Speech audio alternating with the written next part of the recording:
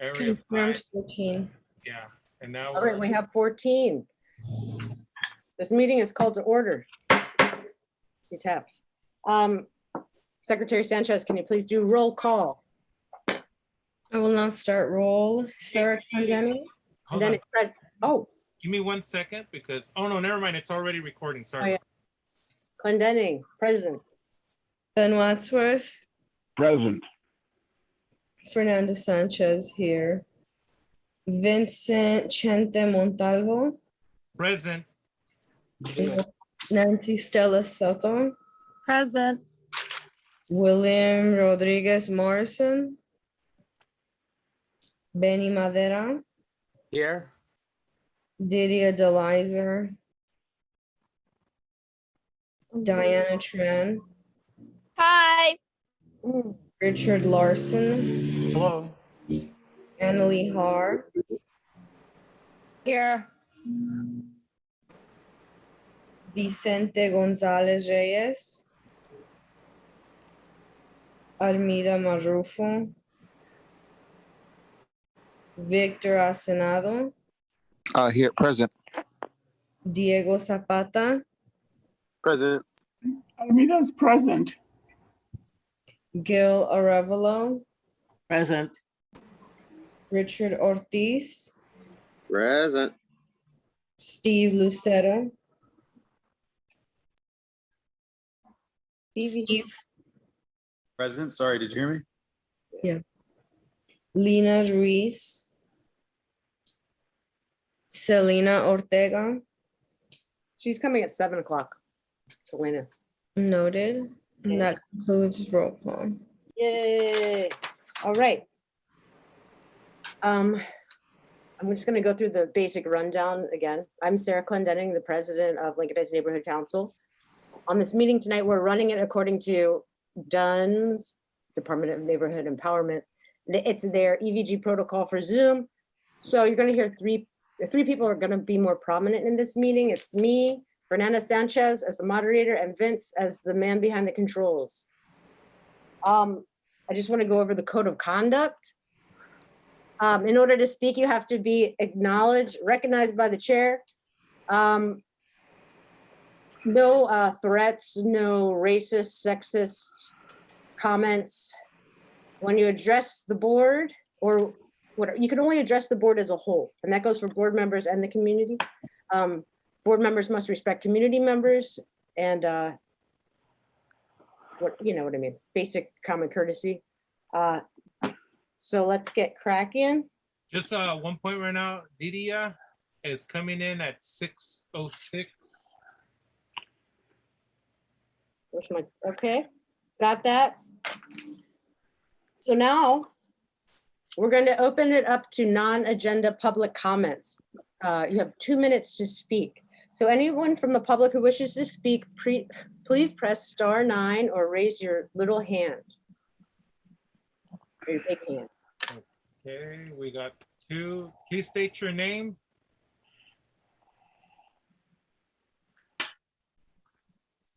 Hi, can everyone hear me? Yes. Yes, we can. Great, thank you. Good evening. My name is Melinda Ramos Alatorre, and I'm with USC's Community and Local Government Partnerships team. I just wanted to provide some information for you this evening. Our Keck School of Medicine is hosting a digital arts festival from August 30th through September 3rd online, featuring murals, paintings, playwriting, poetry, and much more as part of our Stay Connected efforts to use the arts in educating our communities around the importance around vaccines and safety as it relates to COVID-19. You can join the festivities at www.stayconnectedla.com. We'll also share this information with you via email. We'll be closing out our Higher LA's Youth Summer Program this week in partnership with Para los Niños and CRCD. Over the last few weeks, local youth have learned about an array of industries and professions, as well as built on soft skills needed for future careers. Lastly, we welcome the opportunity to share a more formalized presentation on our Stay Connected and other outreach programs like our Neighborhood Academic Initiative to your governing body. Thank you for your time and attention. Thank you very much, Melinda. Melinda? No problem. Okay. Any other public comments? Yes, we have one more. All right. Please state your name. Hi, my name is Ronnie Rudolph. Hi, Ronnie. Hi, so I am a representative of San Antonio Winery, and I'm calling, and part of it is part of the agenda, which I will address at that time, but also wanted to introduce myself as a representative of the winery and the Reebly family, who's been a resident of Lincoln Heights for now 104 years going. Also a historical landmark, one of the first in LA, and wanted to just introduce myself, as nobody from the neighborhood council has ever reached out to the winery or called or, tried to make themselves known. And the neighborhood council has been very prominent in the last so many months in making sure that they speak about us, and wanted to, talk with them and, remedy any misconceptions or conflict that they feel they might have with the winery. And just wanted to put myself out there to make sure that's known that, we've been a part of the community for a long time. We have been priding ourselves on representing the community and doing a lot for the community in many different ways. And that's pretty much it. So come, the agenda, when it gets down to the part about us, I would like to speak again at that time. Okay, Thank you. You can speak on the agendized comment. Okay, thank you, Ronnie. Any more public comments? No, that was it. All right, so now we're going to open it up to item number 4, community and board announcements. Are there any community announcements?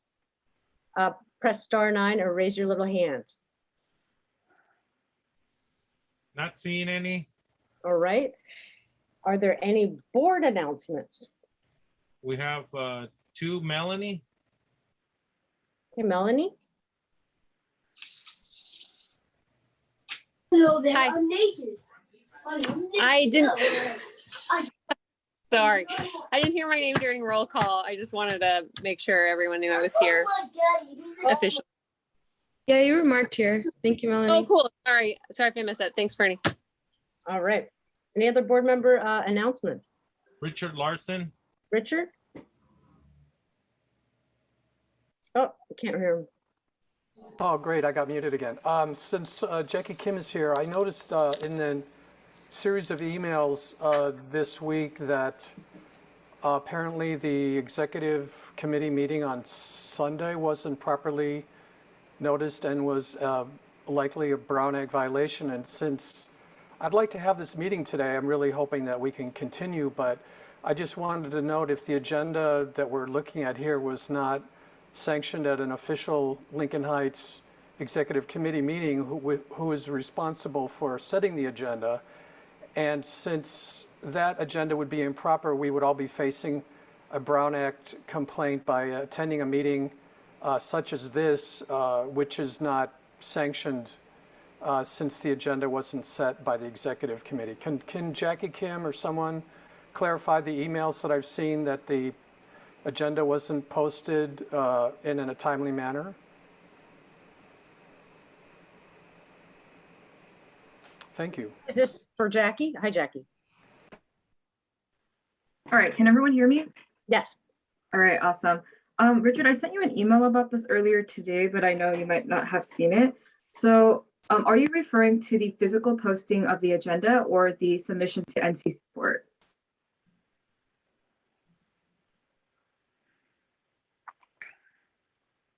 Oh yeah, sorry, audio, please. Richard, sorry. Yeah, would somebody please stop muting me? Thanks a lot.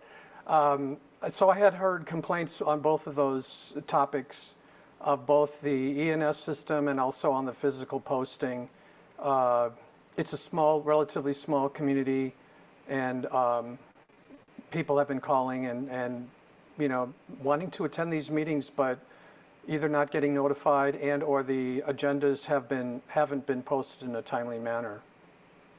Thank you, Richard. So go ahead. Oh, sorry. I was going to say regarding the Brown Act issue, I would I don't have all the information in front of me, and I don't think the city attorney's office has information in front of them either. And so I don't think we can make that determination. And I would need to check with the board. As for the submission to NC support, as per the bonk policy, we did receive the executive committee agenda on Thursday before the 72 hours. And I feel like that should make it, makes it compliant. The policy itself differentiates between when the NC submits the agenda to NC support and when ITA actually posts it onto the ENS system. So the ENS system does not have to be the 72 hours time compliant. Although that being said, they try their best to post it as early as possible, especially on the weekends. But I know that sometimes there is a delay. All right. Thank you, Jackie. All right. So any other board member comments or announcements? Board member announcement. I don't see any. I would like. Jackie, you may be mistaken. The meeting Richard, didn't happen you just put me on until Sunday, so you couldn't have seen an agenda. All right. If the meeting was on Sunday, you couldn't have seen an agenda on Thursday. It was posted 72 hours before the Thank meeting. you. Thank you. If you interrupt us again, you will be censored and removed from this meeting. Fernanda Sanchez, can you please take record of that? Please take note of that. No. Do we have any outreach are we making any announcements? Hold on, I see Jackie raised her hand. Okay, Jackie, hi. No, I just wanted to confirm that I did receive the agenda through NC support, and it was timestamped on Thursday before the 72 hours. So I just want to make that clear. Thank you, Jackie. Okay. Jackie, the meeting was on Sunday. Point of order, Richard. This is your second warning, and if you have one more, you will be removed. All right.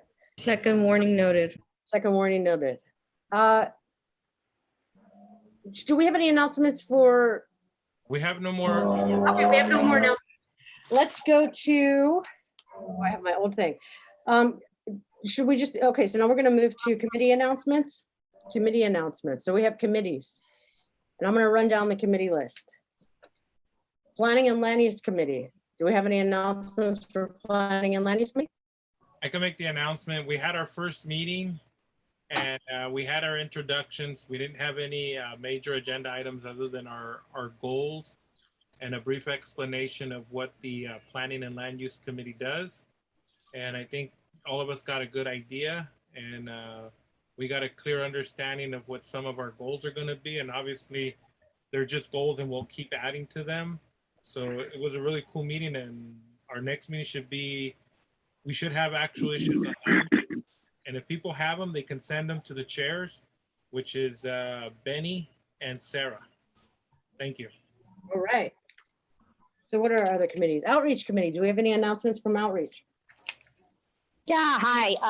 We had a outreach meeting where we discussed a possible town hall for the Avenue 26 night market that we will put on for the next XCOM meeting, and everybody just kind of touched base on their goals, and it was super productive and a good meeting. All right. Thank you, Anna Lee. Now we'll move on to programs. What is it? Programs Committee. Any announcements from Programs Committee? Gil Aravallo, any announcements? No announcements from Program Committee. Okay. Government Liaison, Selena's not here, but they haven't had a meeting yet. So Christmas Parade Committee? No announcements just yet. All right, and what are our other committees? Where's my paper? The doodle-doodle-doo. Vince, what are the other committees? Where's my paper? Yeah, we just had the ad hoc, the joint committee. Yeah, okay. Benny can give a report on that. Oh, yeah, the joint meeting. Benny, are you here? Yes. Excellent. So, yeah, we met yesterday, and it was the first that I've come across as far as like a joint committee in the Lincoln Heights Neighborhood Council. It's basically a Planning and Land Use Committee, along with the Outreach Committee that met. And so we had members of both committees there, such as Vincent, Melanie, Annalie, Victor, Vicente, Richard Ortiz, and myself. We discussed the creation of a Lincoln Heights Neighborhood Council Town Hall meeting regarding is it artesian or artisan? It's artesian. Okay, regarding the Artesian Avenue 26 night market closure. So we discussed the time and date. We're looking at 6 p.m. roughly around September 20th through 22nd, one of those days to have it on. We want to give elected representatives and agencies enough notice so that they don't use the excuse to not show up of not having enough time.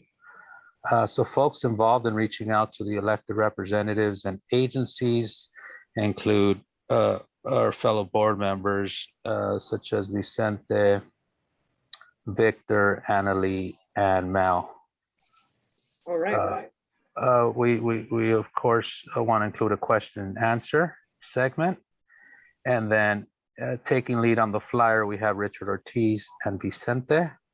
And we hope to iron out the logistics at our next joint PLUC and outreach committee meeting, and then come back to the board for approval.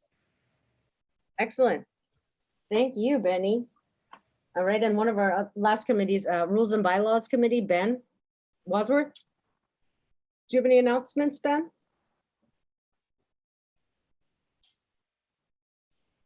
Is Wads on here? Yeah. Wads.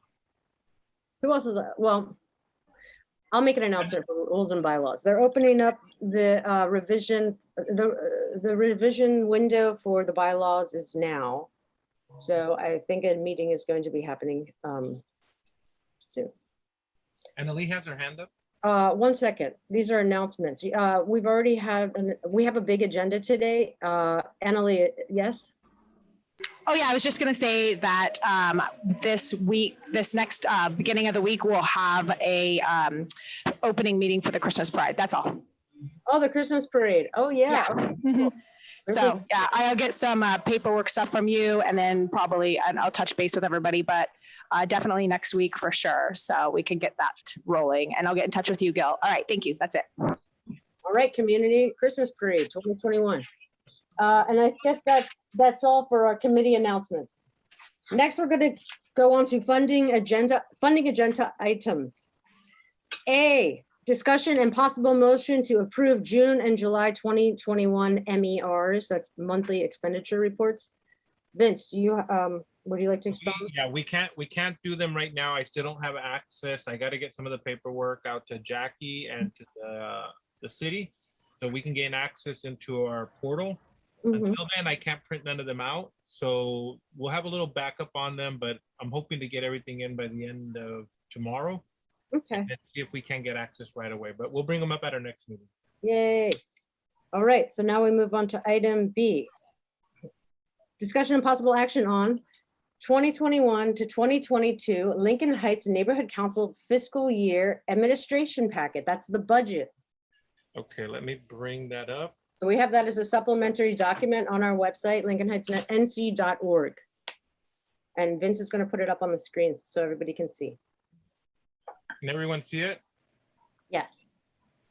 Or I can. Okay, so this is going to be for the approval of our 2021-2022 fiscal budget. And I'm going to bring it up here. There's some things that are not filled out 100% here on here, but this is stuff that I'll fill out later, like me and the people who were the bank card holders. A lot of this information is going to be submitted in so that we can get our cards and also access to, the portals, whoever's going to get it. Let me bring it down to the most important part. Just to make a note right now with this, I spoke to the funding, Monica, I think it was. And I asked because we had $10,000 of a rollover, and because we don't have access to the portal, there's no way I can see if it was approved or not. And I'm thinking that once we get approved, they'll release the 10,000. So this This one may change or may not. But I think if we have to change it and I have to add the 10,000 in, I will. If we're not going to get the 10,000, then I would we would approve this today. And if we get the 10,000, I'll readjust the budget and bring it back up as an item. But everyone would be aware exactly where we're putting the money at right now. So just to go over currently right now, you'll notice at the top that our annual budget's 32,000. That can change to 42 if we're approved for the next line over, which is the rollover fund. And I'll get more information on that. We have for our public storage, $2,000. We have for our minute taker, 3,000. Our translation, an additional 3,000. And we have printing, 1,000, which brings our total office operational expenditures to 9,000. Our next category is outreach expenditure category. So outreach can do a lot of things like mailers, and they may need a flyer for like the town hall or something. So they have a budget of $3,000 for printing. They have 1,000 for banners. Outreach promotional handouts, which can be, you know, anything from like a keychain, a bag, a backpack, is 4,000. Outreach mailer postcards can be up to 2,000 to reach out to let the public know that the council's here and they can get more information. The total for that is 10,000. Elections expenditure category, we have none this year, so that's why you see a 0.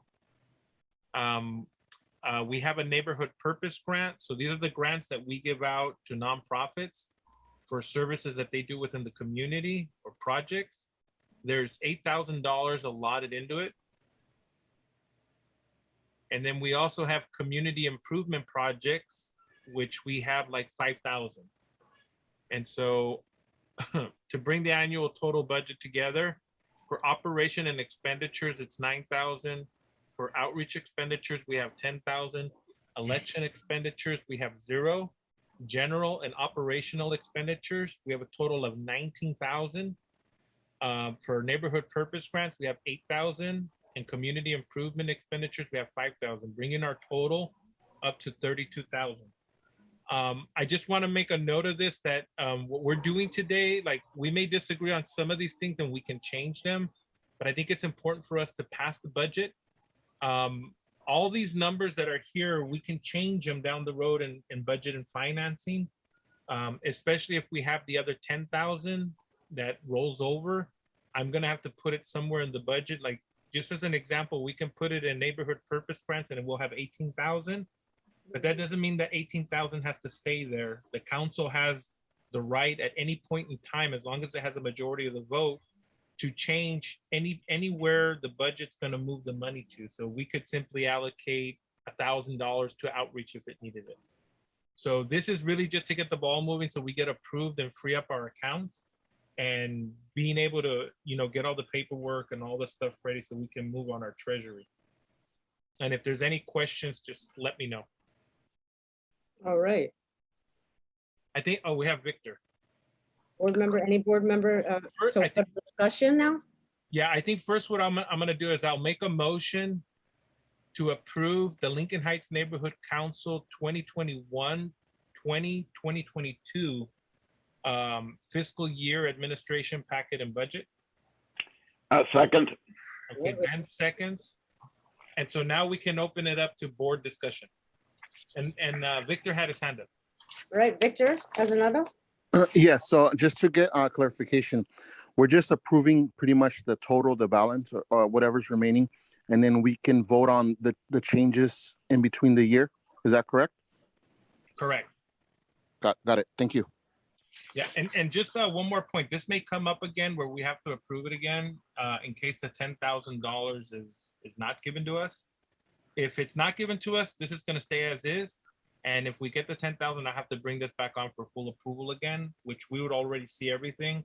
And I said I would take it back to budget and financing and request that it be put into MPG grants. And then afterwards, if we needed to change it, it can be altered throughout the 2021-2022 budget year. All right. Any more board member discussion, comments? Please raise your hand. I see William Morris. Okay, William Morrison, hello. Oh, I think he's in, let's put for the record, William Morris, I just seen his hand right now and he's in I'm gonna put him to a panelist. Okay, And then we can mark him present in the meeting at 6:28. all right. Any other board member comments on this budget? Please raise your hand. I don't see any. Okay, so now we're going to move on to public comments. Any public comments about this budget, about this item? Please raise your hand. Let me just, William, I'm promoting you to panelist on your screen. You should be getting prompted. I would click the panelist button and it'll move you into the board meeting. Right. Panelists. Let me see, I'm setting it up. I don't see anybody in the public with their hand up for a comment. Okay, so we have a first, we have a second. You want to restate the motion, Vince? Motion to approve. The motion, okay, because this is a funding item, I have to go down one by one. Okay. So the motion is to approve the Lincoln Heights Neighborhood Council 2021 budget fiscal administration packet. Okay, so I'm gonna go down the list and just one more time, I'm gonna, I think he's having trouble. Okay, yeah. Let's get William in on the. Okay, here we go. So I'm gonna go down the list right now. Sarah? Yes. Benny? Yes. Melanie? Yes. Fernanda? Yes. Gilbert? Yes.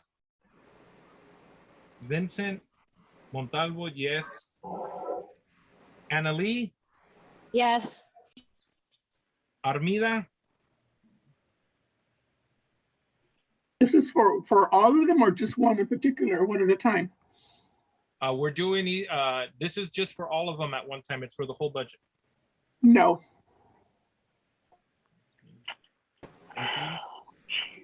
Deanna Tran? Yeah, I think I can vote for this. I'm not sure though. Oh, it's a. Oh, you can. No, she can't. Yeah, okay, never mind. I abstain or I recuse, either or. And I'll.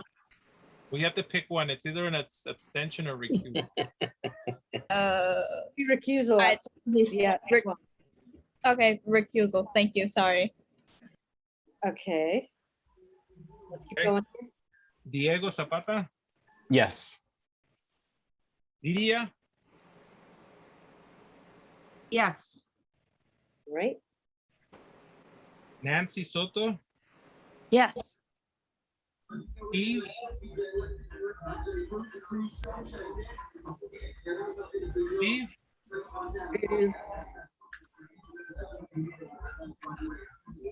I don't know if Steve's the, Steve? Here. All right. Yes. Word. I'm sorry, I could barely hear. It's okay. Richard Ortiz? Yes, sir. Woo. Okay. Victor? Yes. Okay. And then Richard Larson? Recuse. Okay. And then William Morrison?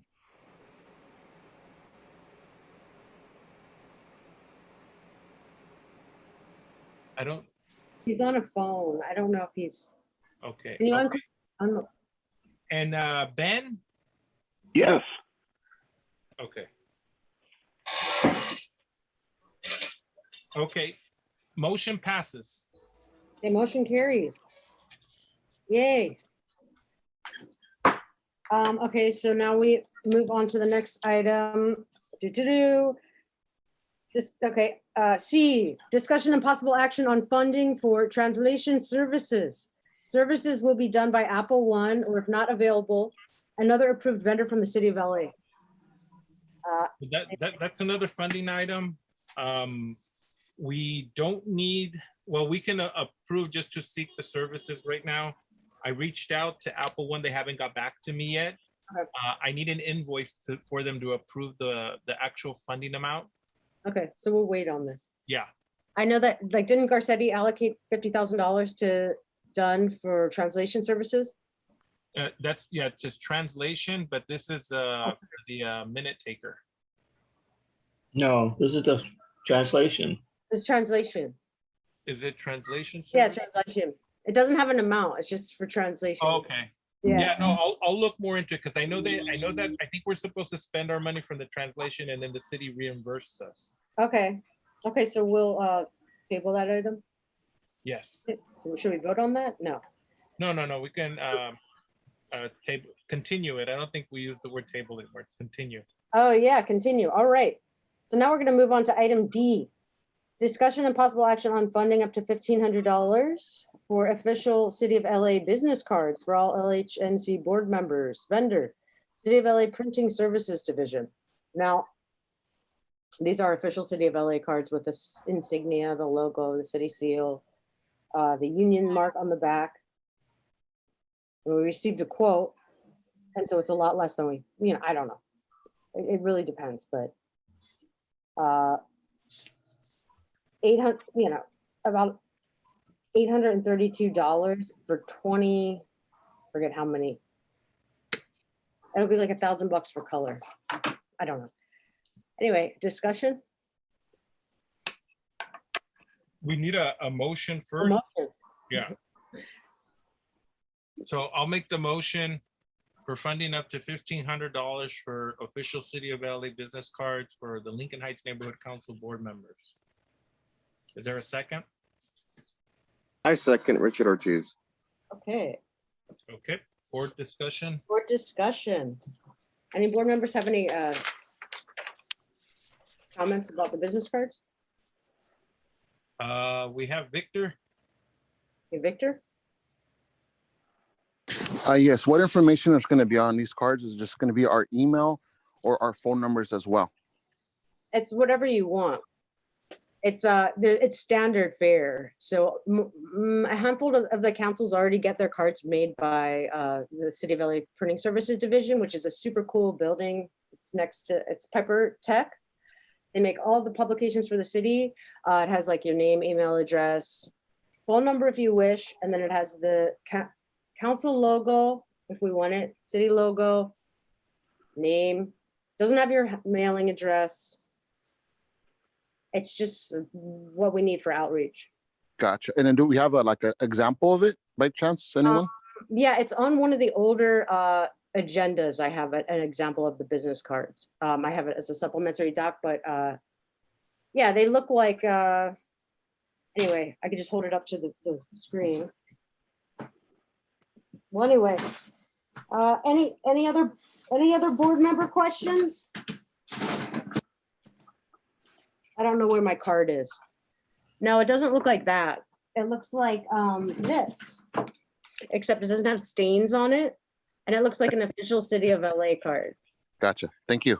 Yeah, it's like really official. And then it has the union stamp on the back. So we're going for like the simple official, like, I know this has a nasty coffee stain on it, but it's like to tell our community that we are elected city officials. All right. Yeah. Our next board member comment, Richard Larson.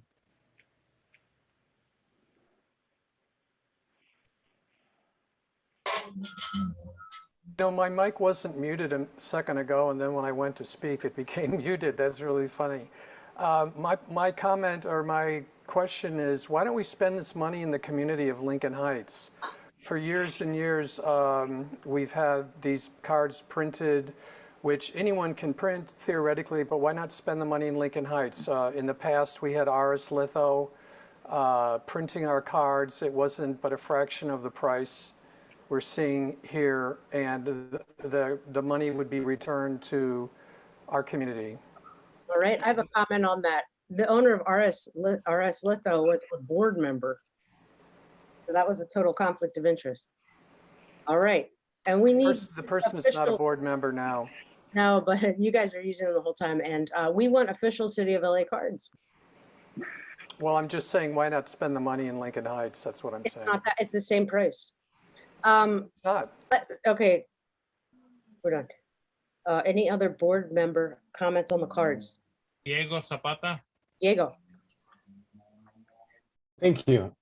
So I love the idea of having business cards for outreach, but I do have to agree with Richard. I would rather prefer to see any funding, limited funding we do have in the council to directly be used for the community. I really don't see any utility in having business cards. I feel like social media, going out to community actions, even flyers, like just for the general like council advertising our meeting will accomplish the same thing as a business card would. All right, thank you, Diego. Any other board member comments? We have Richard Ortiz. Richard. Cool. Hey, just two things. How many are we gonna get each? And I believe we'll get that reimbursed back, right? It's $25 for a box of 200. It's like the same price as anywhere. Nice. Cool. I know we're putting the money, you know, it's like. I heard somewhere that we get refunded back by the city or something. We'll look into that. We'll look into that. No, But this expenditure just comes straight out of our account. We don't get refunded for that. That's only for translation. Yeah, I think even the councilmen pay for their cards. Thank you. All right, any other board member comments on these cards? Yes, Melanie. Mel. Yeah, I feel a little torn, just the amount, but I think the amount that Chente maybe said is like the max that would be spent, but it sounds like it would be a lot less than that if it's 25 per 200 per person. Yeah, I think it would be a useful tool to have. And I guess the only other suggestion I'd have is if there was like a standard card that we all use that just was like Lincoln Heights Neighborhood Council, and then like that wouldn't work. But I don't know.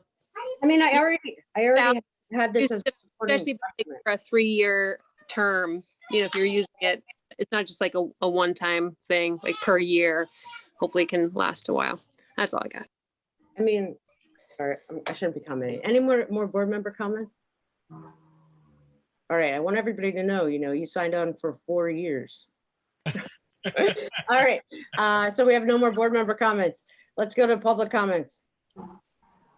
If you have a public comment, if you're from the public, please press *9 or raise your hand. Okay. None. I just want to make a note. I keep hitting panelists for William, but there may be technical difficulties with it. So I think he's on a phone okay. Okay, so Vince, since it's a funding item, you have to go down the votes, correct? So we have a first and we have a second on this. Okay, are we ready? This is going to go down the same way we did the budget. So I go Sarah. Yes. Ben. Could you read the motion again? The motion is to approve funding up to $1,500 for official City of LA business cards for the Lincoln Heights Neighborhood Council board members. And is that they could be purchased anywhere? No, on the city printing services. All right, so let's keep voting here. Ben. Yes. Melanie. Yes. Fernanda. Abstain. Okay, Gilbert. No. Okay, Vincent. Yes. Annalee. Yes. Okay, Armida. Yes. Benny. Yes. Tran. Recuse. Okay, Diego Zapata. No.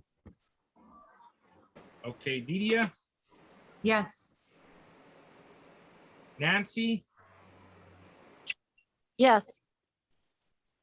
Steve. Yes. Richard Ortiz. Yes. Victor. Abstain. Okay. Richard Larson, No. William Morris,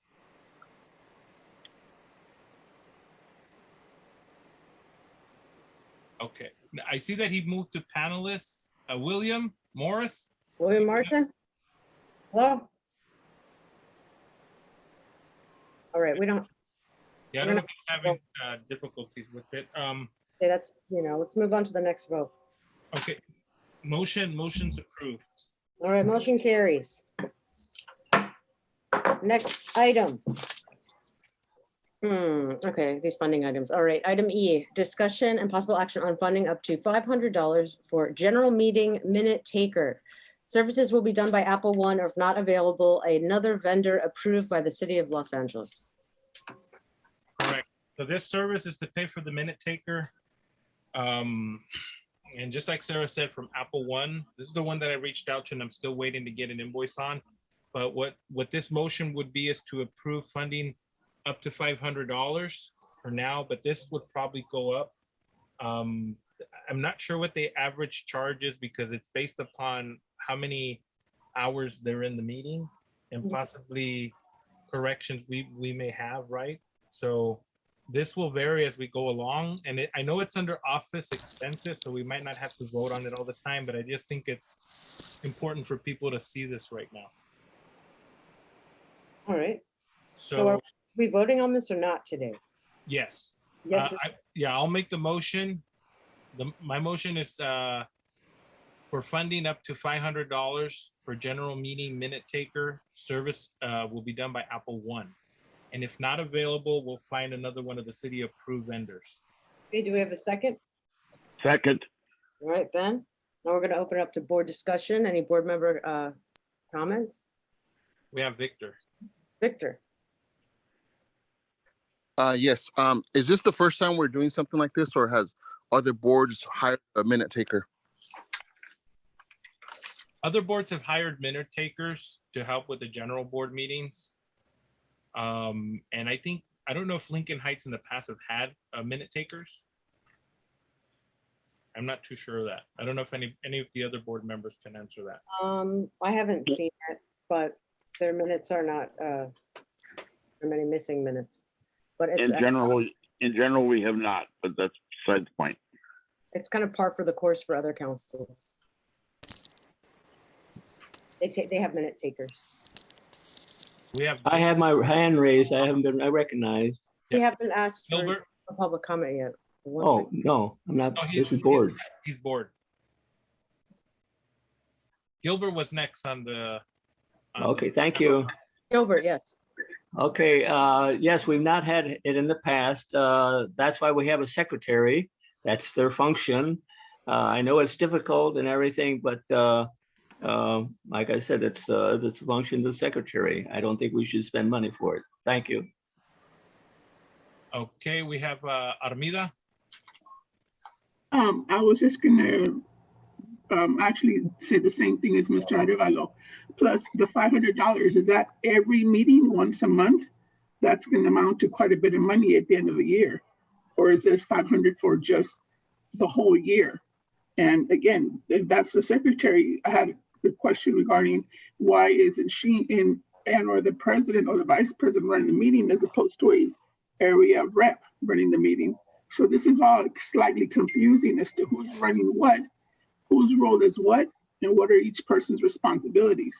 So until we get that clear, we shouldn't be spending unnecessary money on somebody at $500 a shot for 3 hours.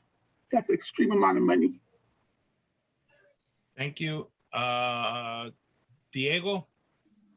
I would like to ask clarification. Is this translation for the agendas and any sort of literature the neighborhood council produces, or is it interpretation like during the actual meeting, or both?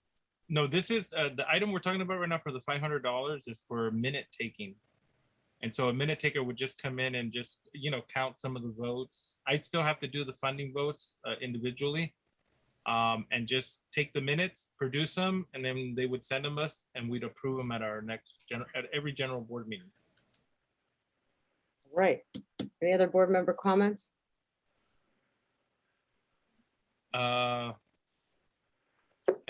I don't see any. All right, well, let's move on to Oh, public hold on, comment. we got Melanie. Okay, Mel, yep. I was wondering if we could get clarification. I know that board members have been here for a while, said that traditionally it's been the secretary's role. So what is that? Was the secretary doing it? Are there minutes available? Like, did that work out?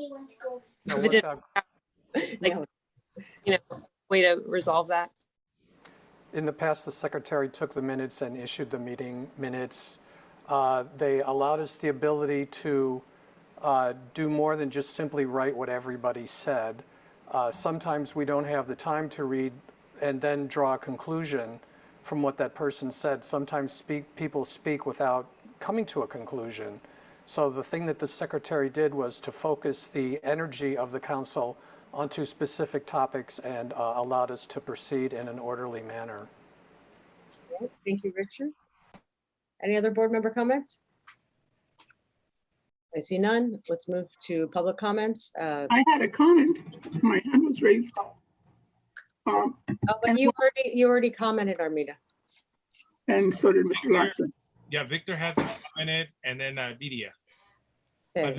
Victor first, and then Didia next. Okay, Victor? Yeah, so is this the minute taker, is it gonna be live, or they're gonna watch the videos that's recorded and then transcribe what we said, or how's it gonna work?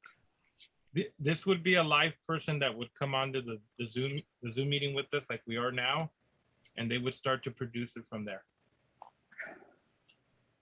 All right. Next board member comment, Didia. Thank you. Speaking as secretary of the board of 3 nonprofit organizations, taking minutes is a highly skilled endeavor, and that's not a direct transcript of the meeting itself. Many of the details are left out in the minutes, and often minutes include motions, who made the motions, action items, things like that. So often they're highly abridged, and it's a highly skilled endeavor to do that.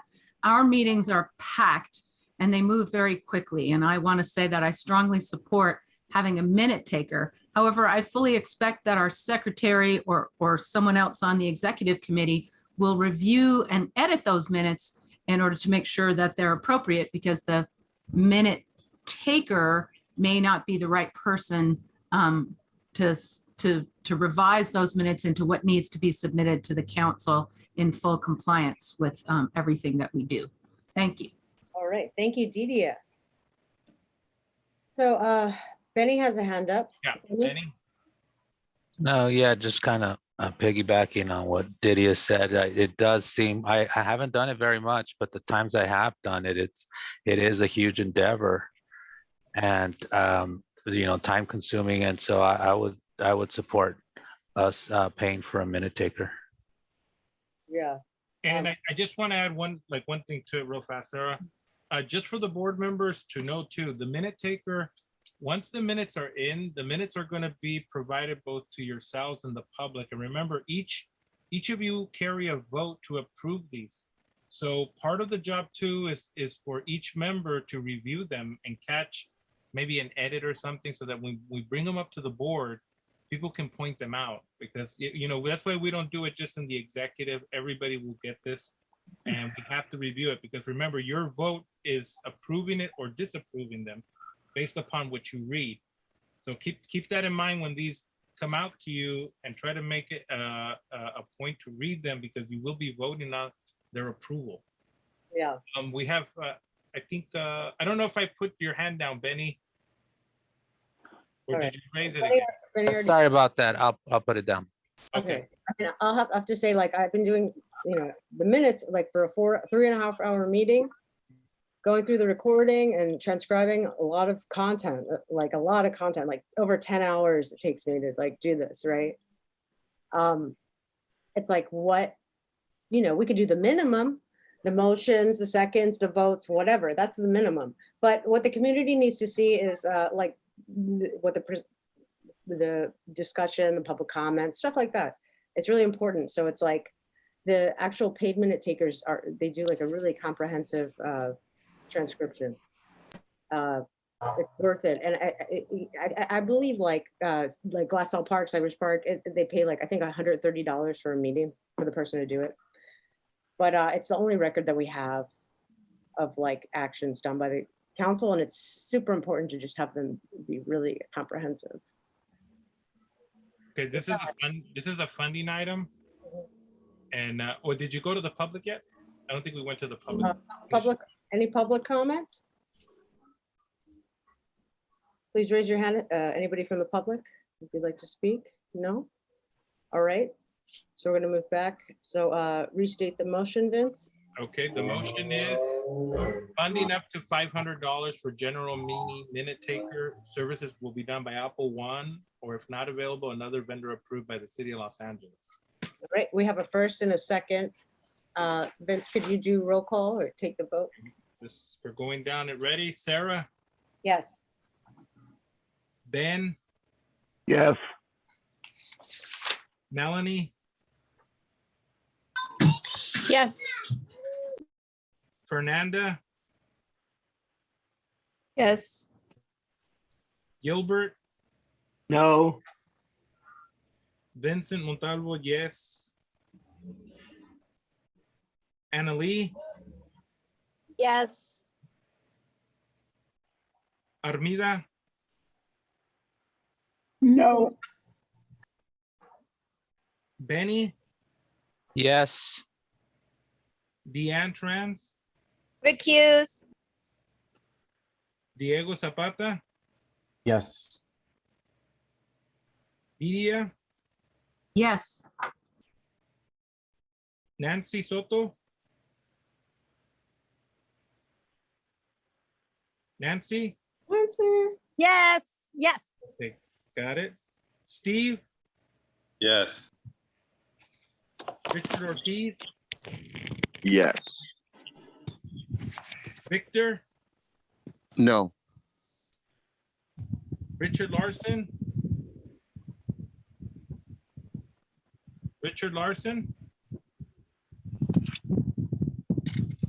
Okay, and I'll go down. This takes time because somebody keeps muting me and I'm going to be voting. So why mute me when I'm going to be voting? So my vote is no. Thank you. Thank you, Richard. Okay. Okay, and William Morris? No. No. Were you able to hear me? Yes. Okay, so no for Morrison. Okay, motion carries. Okay, motion carried. On to item.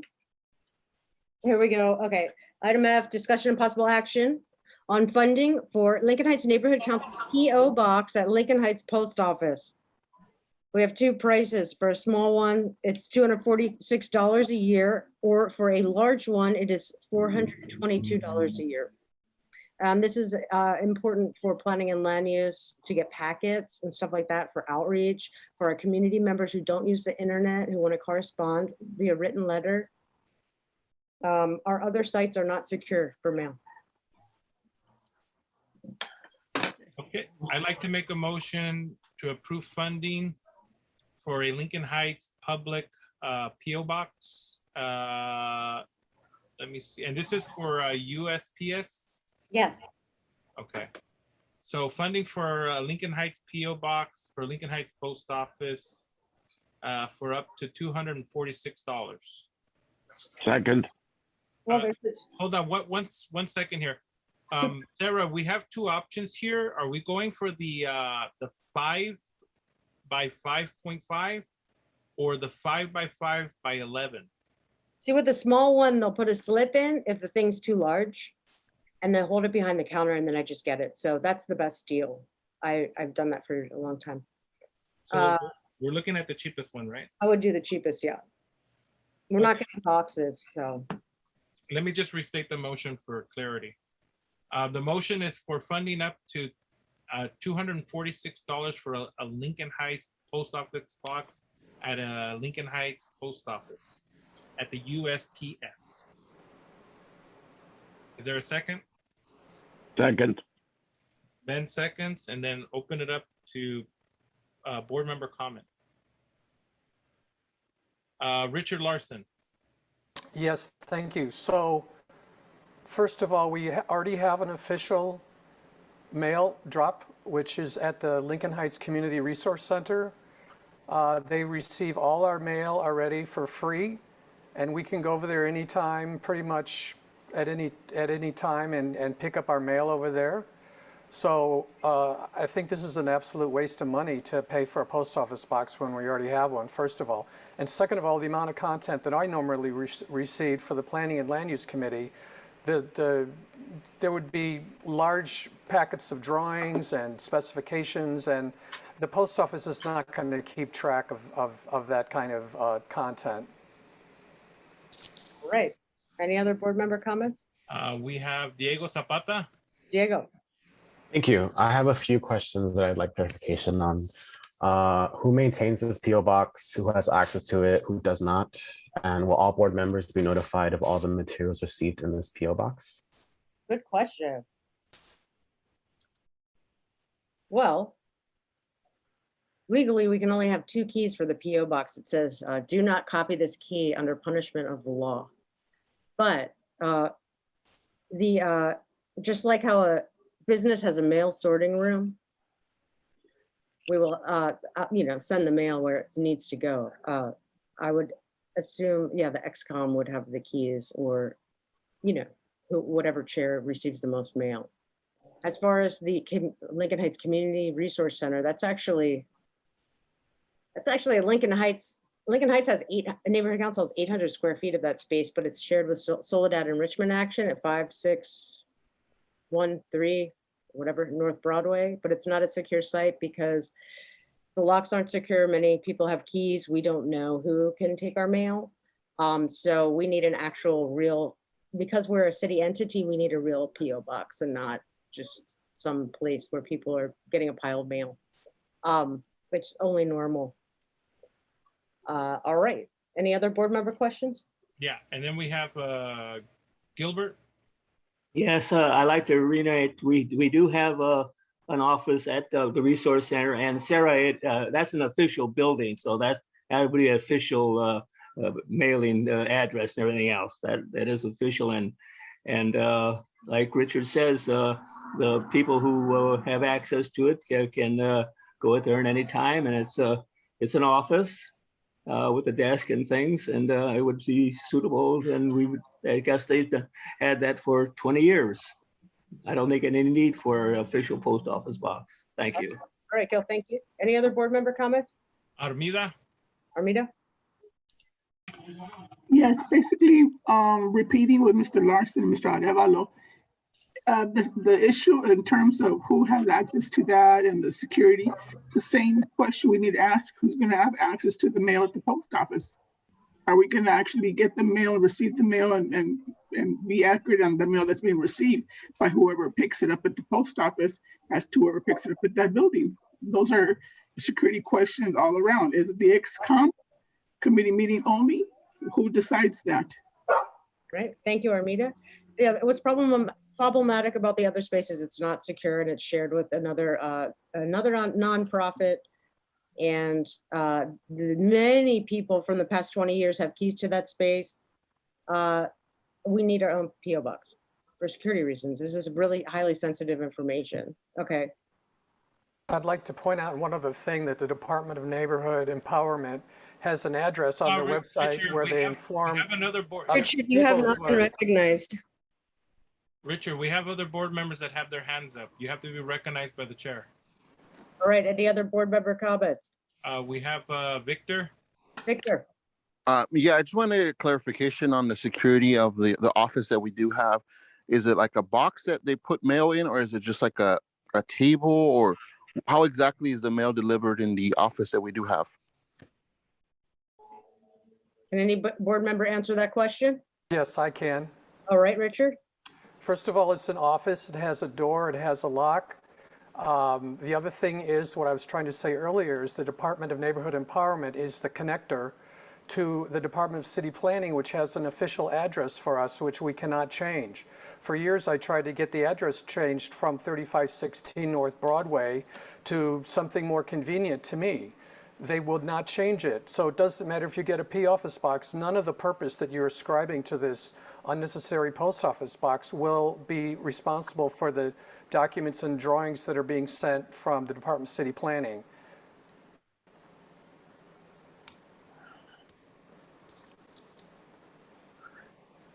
Thank you.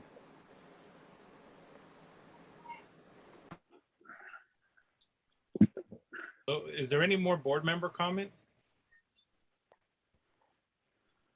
Sarah, did we lose you?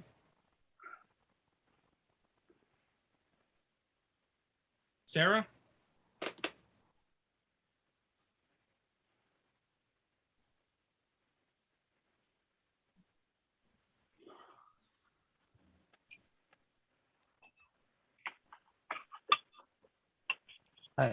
I can make a comment while Yeah, Sarah Benny. comes back. I do agree that it is insecure at that building. I don't feel comfortable, like, just having our mail go there, and you don't know who's gonna be there. Folks arrive, they're not official caretakers, of our mail. I would totally support getting a post office, just to be secure. Yeah, I mean, it's for the protection of the stakeholders as well and for the applicants. It's a city, we're public elected officials. We need security. All right, any other board member comments? I don't see any. All right, we'll go to public comments. Any public comments, please raise your hand or press *9. With that, I see none. Restate the motion, Vince, please. The motion is to approve funding up to $246 for a Lincoln Heights post office box at Lincoln Heights Post Office at the USPS. All right, we have a first by Vince, a second by Ben. Vince, could you do roll call, please? Okay, here we go. Sarah? Yes. Ben? Yes. Mel? Yes. Fernanda? Yes. Thank you. Gilbert? No. Vincent Montalvo, yes. Annalee? Annalee? Yes, sorry. Every time I was hitting it, it was. All right. Okay. Armida? No. Benny? Yes. Deanna Tran? Recuse. Okay. Diego Zapata? Abstain. Okay. Didia? Yes. Nancy Soto? Yes. Okay. Steve? Yes. Thank you. Richard Ortiz? Yes. Okay. Victor? Abstain. Okay. Richard Larson? No. And William Morris? No. Thank you. Motion passes. Motion carries. All right, let's move on to the next item. It's our final funding item. Item G, discussion and possible action on funding request from Richard Larson in the amount of $1,000 for Congress of Neighborhood Councils slated for September. It's actually September 25th, 2021, not the 29th. Does Right. anybody object if I can speak to the motion? I think we should make a motion first for approval before opening it up to speaking on it. Does Okay. anybody motion to support the motion for Congress of Neighborhood Councils for $1,000 for September 29th, 2021? Yes, I do. Okay, so is there a second? I'll second. Diana Tran. Okay, Diana Tran. Diana, second if she's has to recuse. Oh, wait, never mind. I don't think I can. My bad. Okay, do we have a second? I'll second it. Who's seconding? I said I'll second it. Okay, so Richard's seconding it? Okay. I think we should let Richard open it. Okay, so discussion, Richard? Yes, so what this is, in case anybody is unfamiliar with it, the Congress of Los Angeles is the collection of all 99 neighborhood councils. The Congress has an event once a year, which consists of, a certain amount of information delivered to us through the mayor or Raquel Beltran and some of the other officials. Some of the topics covered are the city budget, what's going on with the various, the homelessness and the other reporting that the city does. But then the rest of the day will be filled up with 6 parallel rooms of workshops that cover just about every topic that one can imagine that would be of interest to the neighborhood councils. The idea here is that these workshops are presented, and we need funding for the outreach effort. We've started a new website, and this is a new Congress, and we have a large program of helpful workshops that range everything. You can see on the website, you can search for almost any topic and see that there is 40 workshops being presented that day. There'll also be exhibitor rooms and some other spaces. It's open to the entire city. And the idea, again, is for basically handshaking with the rest of the neighborhood councils to inform them how to be more effective as neighborhood council members. All right. If anybody has any questions, hit me up. Okay, thank you, Richard. Any other board member comments for the discussion? 1 second. Yes, I have my hand raised. Yeah, William Morris. I acknowledge you. Okay, right. and I see at that Congress to neighborhood councils, that's when you pick a budget advocate. And I actually served for 2 years as a budget advocate, which you go to all these different departments to do the report on the budget that is suggested to the mayor of Los Angeles. Okay. And there are 8 regions. So I had the privilege of being that budget advocate for public works and taking down the reports, and for LAPD pension funds. So it's very helpful to the community that they participate as well to see what's going on with the city. All right. So Thank you. I just want to comment, William. So we've already, there are budget advocate slots open now. We've already appointed all of our liaisons. It's called a budget liaison this year. But if you are interested in being a liaison, I think there are 13 liaison ships. It's like a city program. Just hit me up. We have the document with all of the options. Our next comment from our board is Gilbert. Yes, as the gentleman represented at the last meeting said, this money that they're asking for is not for this year. It's not for this year. It's for the coming years. And I think that we should spend our money in the community this year. Our community needs it. And we certainly can look at this next year when they will need money probably for next year. But it is not for this year, that money that they're asking for. All right, thank you, Gil. Any other board member comments? We got Fernanda. Fernanda?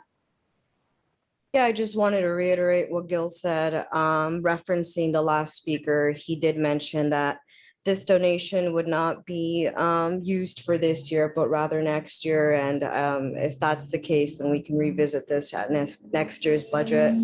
I think currently Lincoln Heights community needs should be put forth before a $1,000 proposal for a Congress meeting for the next year.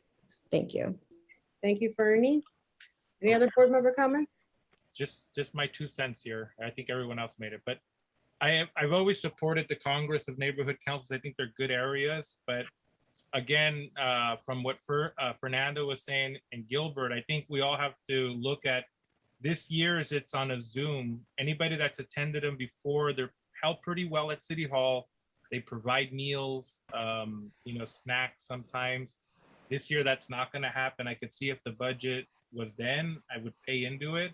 But I do think that, like Fernanda said, vote to oppose it just for one reason, that the money wouldn't be spent this year. And if they came back next year and it was in person, then I think we would, support it to whatever the board wanted. But I think this one, I don't feel comfortable supporting it this year, but I do love what they do. Since it's all online, I don't see the overhead and even to spend 1,000. Thank you.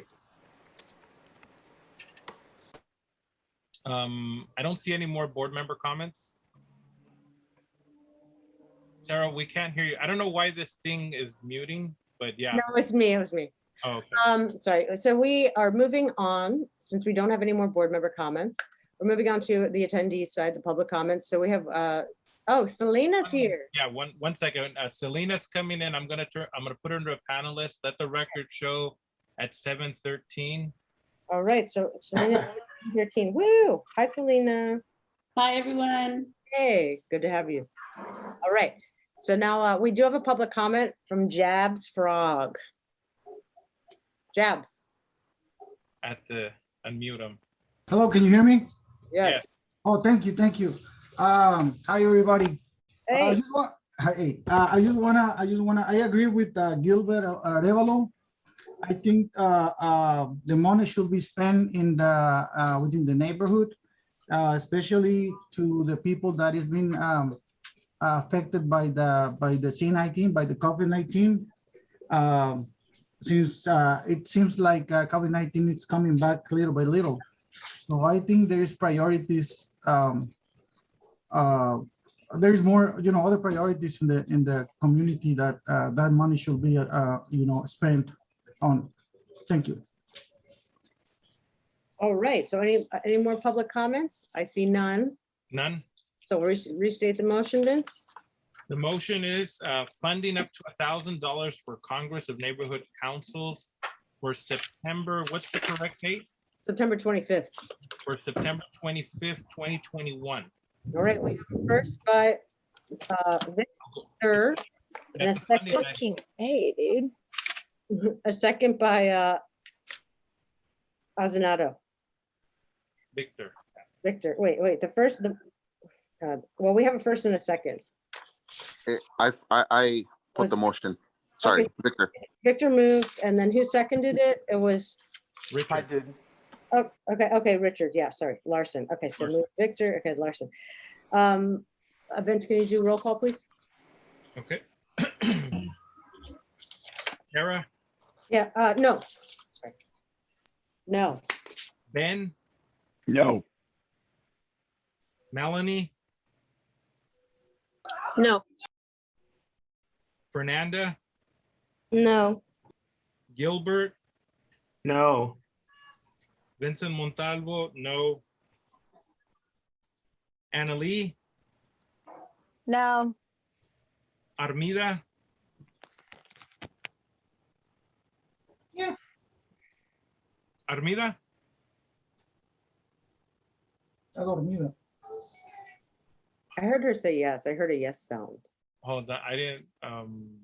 1 second. Let me. She's on mute. There's a mute icon there. Let me see. Yeah, everyone. The panelists should be able to unmute themselves. Armida. Well, I'll come back to her at the end to see if I can. All right. Yeah, I'm here. Oh, we're voting right now on the funding for $1,000 for the Congress of Neighborhood Councils. But I just want to get clearance. If multiple people have said this is not until next year, why are we voting it this year? If I could answer that question, we still, whether it's online or not, we still have funding problems. We have to pay all the bills we had from the last Congress. We have other issues going forward. We actually have needs for outreach, which are costly, and basically we wouldn't be asking for the funds if it wasn't necessary. Yeah, thank you, Richard. So Armida, your vote? Yes. Okay. Okay, Benny.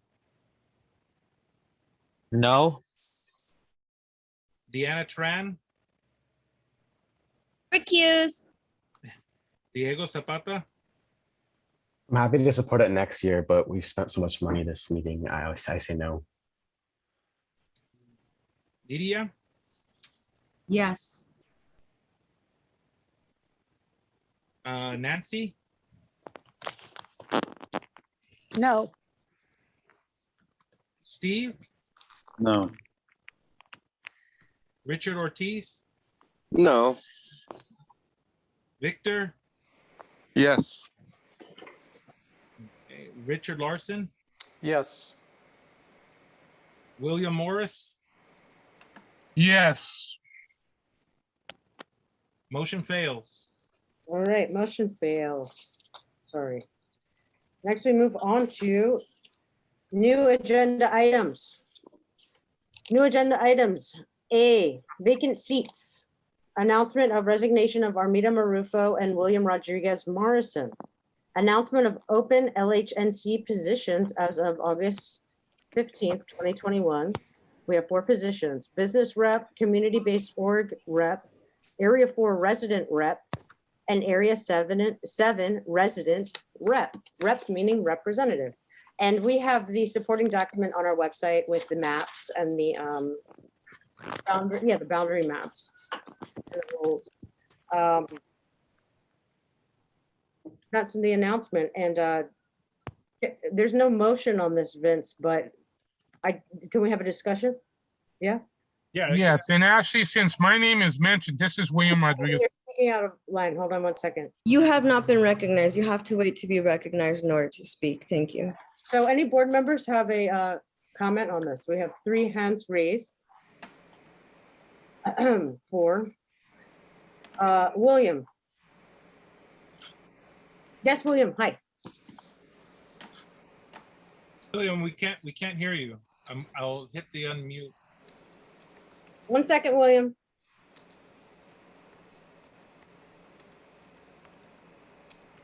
William, we can't hear you. Can't hear you. I don't know if you can see me. Oh, there we go. Can you hear me now? Yeah, I hear you. Sorry, man. Yes, I never said that I was resigning. Okay. Even though I am running for a city office, I will see later on in the future what becomes of that point. But at this present time, I am not resigning. Okay. So that needs to be retracted on that statement. We have the audio recording where you made a statement on July 15th. But, right, but I said in the future. And That does not mean the future is here already. But logistically, if you're running for mayor, right? You're running for mayor. You can't hold a neighborhood council seat, correct? When it goes to the primaries, is that correct? No, actually, once you get elected in. Because that does not take place till January 1st of 2023. So why did you make that announcement? I said I would see what happens in the future if I get more busier, because I still have my private work that I do. Okay, I'll send you the and audio. as everybody knows on the council that knows me, All that right. I am a bodyguard. Yes. So that is my main objective when I take care of VIPs. Okay, so that's why sometimes I'm not at the meetings. Okay. So you've right missed- now I am working right now as we speak. Because William, you've missed so many meetings now that you're, we could, you've already, you're to be removed. You know that, right? Okay, well, I've already talked to John about it, so I can make a grievance about it too as well. Okay, I'll send you the recording where you stated that you were stepping down. Any other board member comments? Yes, we got Armida. Armida Marufo. Okay. Current bylaws, Article 5, Section 10, resignation, a board member may resign from the Nicahas Neighborhood Council. The position should then be deemed vacant. Any member of the board who ceases to be a stakeholder is required to submit his or her resignation to the board for discussion and action. I don't recall having sending you this. I don't recall having said I was resigning. Feel free to send me the recording so we can all hear it, not just myself. Okay. But this is not correct.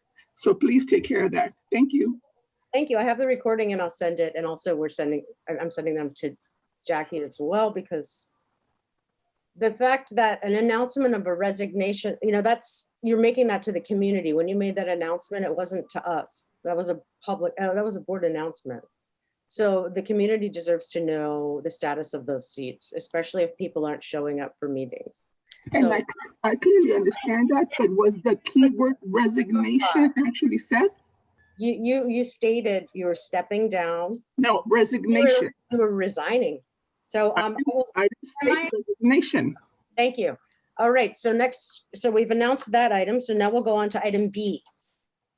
Discussion and possible action on the appointment of Fernanda Sanchez to Planning and Land Use Committee. That's Fernie Sanchez.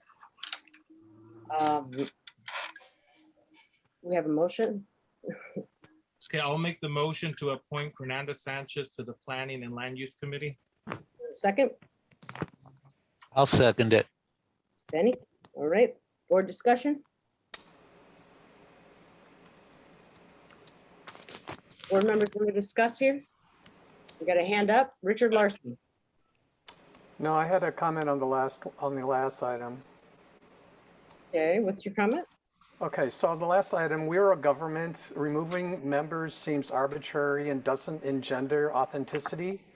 Making claims of that other people represented at larger venues, that's like, you know, the city council, and then doing the same thing seems kind of hypocritical. As representatives, we are not elected to ascribe motivations to each other. That's a violation of Robert's rules. Also, to blame one member for absences while we see other board members absent frequently is also hypocritical.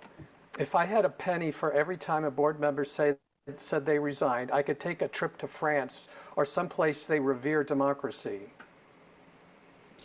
All right, thank you, Richard. So we'll move back to item B, Fernie Sanchez, board discussion. Any hands up? We got Fernanda. Fernie's hand is up. Fernie? No, I'm sorry. Okay. Don't be sorry. Any other board members' hands up? Negatory? We move to any public comments, public discussion. Raise your hand or press *9. I see none. I see none either. We have a first by Vince, a second by Benny. Vince, can you do roll call, please? This one is, this goes back to Fernanda, because I just do the funding one. And then Bernie can take over the new agenda items. Oh, sorry. Secretary Sanchez, can you please take the vote? Vote, Sarah Clendenning. Yes. Could I hear the motion? Ben Wadsworth. Yes. Fernanda Sanchez. Could I hear the motion that we're voting on? Point of Thank order, you. Richard. It's Vince. I don't know what we're voting on. I'll repeat the motion real fast. Thank you. This is under new agenda items. This is agenda B. This is the discussion and possible action of the appointment of Fernanda Sanchez to Planning and Land Use Committee. Okay. Thank you. Bernie? Chente. Yes. Nancy. Yes. Benny. Yes. Didia. Yes. Diana Tran. Yes. Richard Larson. Okay, so I'm going to abstain because this is not how we elect according to our bylaws. The committees are formed by the chair, and if we're going to change the way we're doing things, that should be a bylaw change and not proceeding to completely violate what's said in our bylaws. Here, Richard. Annalee. Yes. Melanie. Yes. Armida. No. Victor.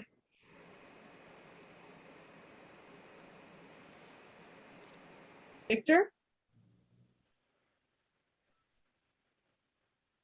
Sorry, can you hear me? Yeah. Yes. Okay. Diego. Yes. Gil. Yes. Richard Ortiz. Yes. Steve. Yes. Selena. Yes. Motion passes. Motion carries. All right, we move on to item C. Discussion and possible action on letter to CD1 and community impact statement at assist. That's what it's called, regarding CF 210709. William, oh wait, I have it written in as another thing. Vince, can you read the motion, please? I can. The motion, well, I'll just make the motion now so we can just open up for discussion. Yeah. I'd like to make the motion for a letter to CD1 and a community impact statement closing CF 21-0709 William Mead's home Choice Neighborhoods Planning Grant, Implementation Plan and Early Action Activity Community Development Block Grant, Housing Authority of the City of Los Angeles, Cedillo, presented by William Mead residents. Okay, do we have a second? Do we have a presentation for this? So my presenter couldn't come, but Vince, can you throw it up on the screen real quick? Do you want me to throw the agenda?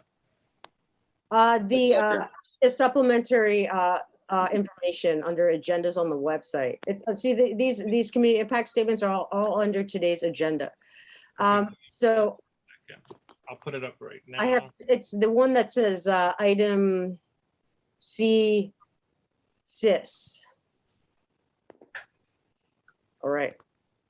Point of order, Madam Chair. Yes, sir. Do we need a second to proceed? Because I don't know if we got the I second. think we just got a second. I second, Richard. Yeah, so Richard second. Okay, thanks. All right, so on sorry, on July, okay, so July on what's the date? On July 28th, I believe, yeah, Gil Cedillo introduced a motion.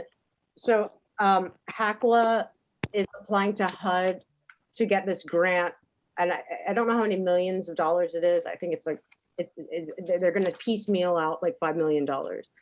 And so Cedillo's making a motion to allocate how many million? 2 million. I have to pull up the thing. He's making a motion to allocate city money. Hold on a second. $200,000 in city money to supplement this. It's basically they're doing outreach. So I've been part of these meetings. It's a transformation plan for William Mead homes to demolish them and build mixed income housing and also increase density. These are historic homes eligible to the National Historic Register. 5,000 residents live there. The residents of William Mead are not represented. They were initially supposed to be part of Lincoln Heights Neighborhood Council when the council was conceived in 2002.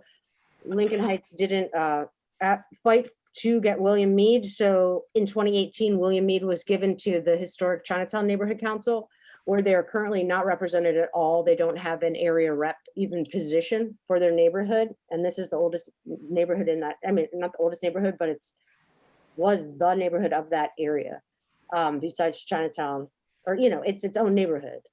Whereas like El Pueblo is considered a neighborhood. There are 4 neighborhoods in there and William Mead isn't one of them. So William Mead residents have been reaching out to the council, seeking representation. We've been present on some of the meetings. They're super scared about being displaced. And Cedillo's motion indicates specifically that this is like CASP. Yeah, here it is. It's CASP oriented. You know, the plan for that area, there are like the height, they're gonna be super tall buildings, or, you know, ideally. But this is to basically improve and change that area because they're building market rate housing all around it. And there's a future plan and a specific plan for that area. So this motion is to oppose that money. And because the William Mead residents have been fighting for just basic repairs like plumbing, rusted pipes. The windows haven't ever been replaced. They're the original windows from 1941. They're rotten. The city even got money and they didn't replace the windows. And so the general consensus, like what the feedback we're getting from the William Mead residents is they just want this stuff fixed and they love it's the oldest, it's like one of the few remaining examples of like an actual functioning garden style apartment compound from, post-war, World War II era, 1941. It's super, they love their neighbors that they've known all their lives or generations. Yeah, so we're standing in solidarity with the residents of William Mead. That's what this statement's about. You have, you're opening it up to board member comment? Yes. Richard Larson? Yes, thank you. I think this particular CIS, the way it's been presented, sells William Mead occupants short because it really doesn't go into the whole story, and the CIS is falling short as well as far as telling the whole story. First of all, William Mead Homes was built on top of an oil refinery, and it was done when, people were not concerned about toxic fumes or water pollution or any of those kinds of things. So it was built before this, what is currently the main topic these days. Also, it's part of the Chinatown community, and there was lynchings involved, and they disallowed their communities as well as the Mexican American community. This whole area originally was a vegetable market. Union Station goes back to 1922, and I just don't think this CIS has been properly researched, and just slapping something on there that we stand in solidarity does not give justice to this topic. I just feel like we're posturing on a political thing that if we were going to do this properly, we would have a lot more about Chavez and Sunset and the lynchings, and to get rid of those exclusion zones.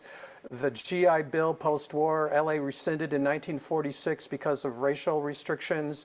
And a lot of Mexican-American families went back to Mexico from 1946 to 1950, and it was the GI Bill that brought some of these people out. But this is just as glossing. This is putting varnish on a wound. I just don't think that the CIS looks like half-baked.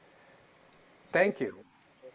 I mean, the dates you're saying are wrong, 1922 for Union Station, but this is just. I was the architect on that project, so please don't misquote me. Thank you. You're an architect in 1941. All right. So the community impact statement is just responding directly to the council file for this money, which I have the transcript of the actual William Mead hearing of the Q&A from the community with their concerns, which are actually the concerns that I put in the community impact statement. Any other board member questions? William Morris. All right, William. All right. Well, I know there's a lot of buildings that need to be preserved that have been in the community, and they're in the Historical Act, that they need to be preserved. And like he said before, there was toxins on that land because of the railroad tracks being there. They haven't cleaned up all the toxins, even with that, the historical park that's over in Chinatown. That was actually, that's where the trains used to park way back in the day. So I can't support this project. All right. Thank you, William. Any other board member comments? Diego Zapata. Diego. Thank you. So I just wanted to speak about just putting this into context with the past and also the current present day. Just a few miles up, and I'm sure Vincent can speak more to this than I ever could, but the communities of like La Loma and others that made Chavez Ravine were promised affordable housing and then were displaced. In the present day, Rose Hills, this is the exact thing that is happening to William Mead is happening at Rose Hills. They're renovating their buildings and they're promising that they'll get moved back in, but a lot of the residents of Rose Hills are very concerned that they will not receive guaranteed housing. And so I would strongly encourage the passage of the CIS, even if it does, it may or may not gloss over details, but the timeliness is super important, I feel. Thank you. Thank you, Diego. Gilbert? Yes, regardless of the proper way to do it and everything else at that end, beside all the things going back to 1941, I oppose anything that's going to be demolishing. I don't like to use affordable, but everybody can have access to the housing, and I think we have to preserve that. It's just another way of getting a start, and then probably steamrolling down the street. So anything that we can, however minor it is or whatever is involved, we can put some opposition to it. Thank you. Thank you. Selena? Hi, I just wanted to piggyback on what Diego was saying.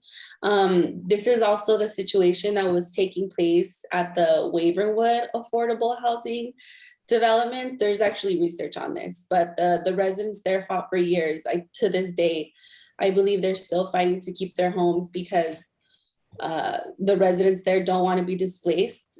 Displacement is a form of ethnic cleansing. I think Mr. Cedillo is aware of this. Let's look at his track record. I don't think he's ever, when has he ever built anything for persons of color to be able to afford? He doesn't have a good track record, so that's my comment. Thank you. Benny?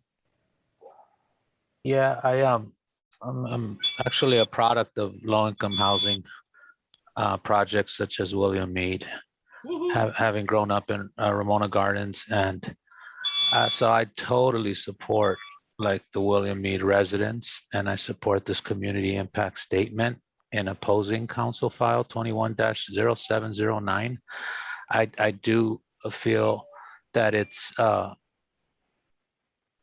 fishy what's going on with the councilman and why he's doing this.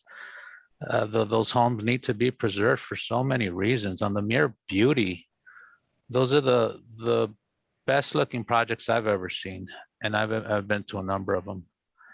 And like as was mentioned earlier, like for historical significance. And again, I don't believe that the councilman's being genuine and authentic in why he wants to do this. It's been said that this is like, a Chinatown money operation.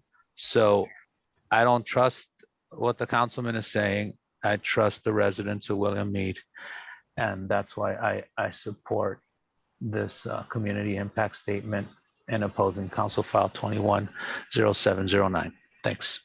Thank you, Benny. Thank you, Benny. Melanie? I want to speak to the impact statement itself. If you were present at the meeting that they held with the residents of William Mead, this community impact statement is just directly reiterating what the residents said. And I think it's really important that that's the route that we take with this statement, and take their voices and use them, use their words, the words of the people who are living there. So I fully support the CIS. I think it's very well done because I was at that meeting, and this speaks directly what they were speaking, which that's what we need to focus on, giving them a voice. That's really our job, in the way that they feel is best. Thank you, Mel. Well, Fernanda? Marini? Yeah, I wanted to say that I am also in solidarity with this community impact statement. I also attended the meeting where the residents were very vocal, and were very opposed to this project and this community impact statement. I mean, we're only amplifying their voices on our platform, especially because there really is no other outlet. Cedillo and the city have greatly failed our people, and we are being displaced at an alarming rate, and it's being swept under the rug. And this cannot continue. the community impact statement is important because we create a platform where we are amplifying these voices. I think that it is juvenile to call this a community impact statement half-baked. It mocks the voices of the people who were very hurt and very adamant against this project. And I am in full support of this community impact statement. Thank you. Thank you, Fernie. So I just want to make I guess the last comment for anybody. We'll close it up, but I'll make it short. Just like Diego and Selena and Fernanda, yeah, you know, housing in Los Angeles, it's just the policies alone, when you look at them, are rooted in racism. Most brown and Black communities have suffered greatly in the region. The public housing projects are some that have stood the time of the greedy hands of the politicians to grab them out. Waving Yard was mentioned. Waving Yard was one of the ones that they were fighting, and they're losing portions of it. We have to open our eyes to those policies that have maintained them to be true low income according to the federal standards. They are an example of how we should write some of our protections in law, which will never be done again under public housing unless the public pushes for it, right? And after learning what we knew about today about the census, Latinos are now more than the majority and have been the majority of the state of California. It's within their powers now to really elect people in higher governments to be able to now support these big housing projects that push through. After all, the Black and brown communities are the ones that are being targeted the hardest. And like Diego mentioned, my family being from Palo Verde, but it's not Chavez Ravine. I'm not getting at you, Diego. But we never identified as Chavez Ravine. It was Palo Verde, La Loma, and Bishop. It's another example of our history of losing not only our wealth at the time and a piece of the American dream, but it was taken away by a policy of eminent domain. And we all know at the end of the day who benefited out of that, right? But also part of the sting was promising affordable housing, right? Or low income housing and making housing better. It's the same dog and pony show that they're feeding people generation after generation because they're using the same policies. Those policies have to change. They rob generational wealth and they destroy communities of color. So I will be supporting this to oppose the city council file. Thank you.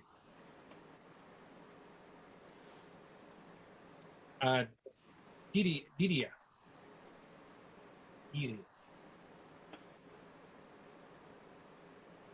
Thank you.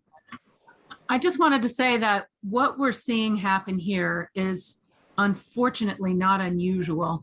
And I therefore strongly support our support for our neighboring communities and for the people in the community next door who are facing relocation and forced redevelopment.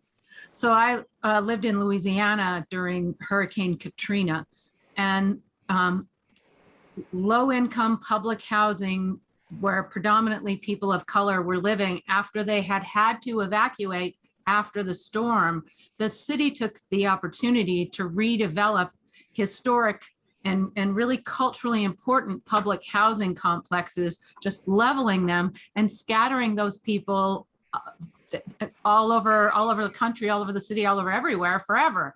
It destroyed the community and destroyed historic homes and a historic complex that's much like the one that we see here.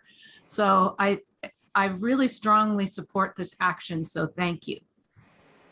Thank you. And Sarah, I don't see any more board member comment. You're unmuted. I hit the. That was me. Jabs Frog, public comment. Jabs. Thank you, guys. Okay.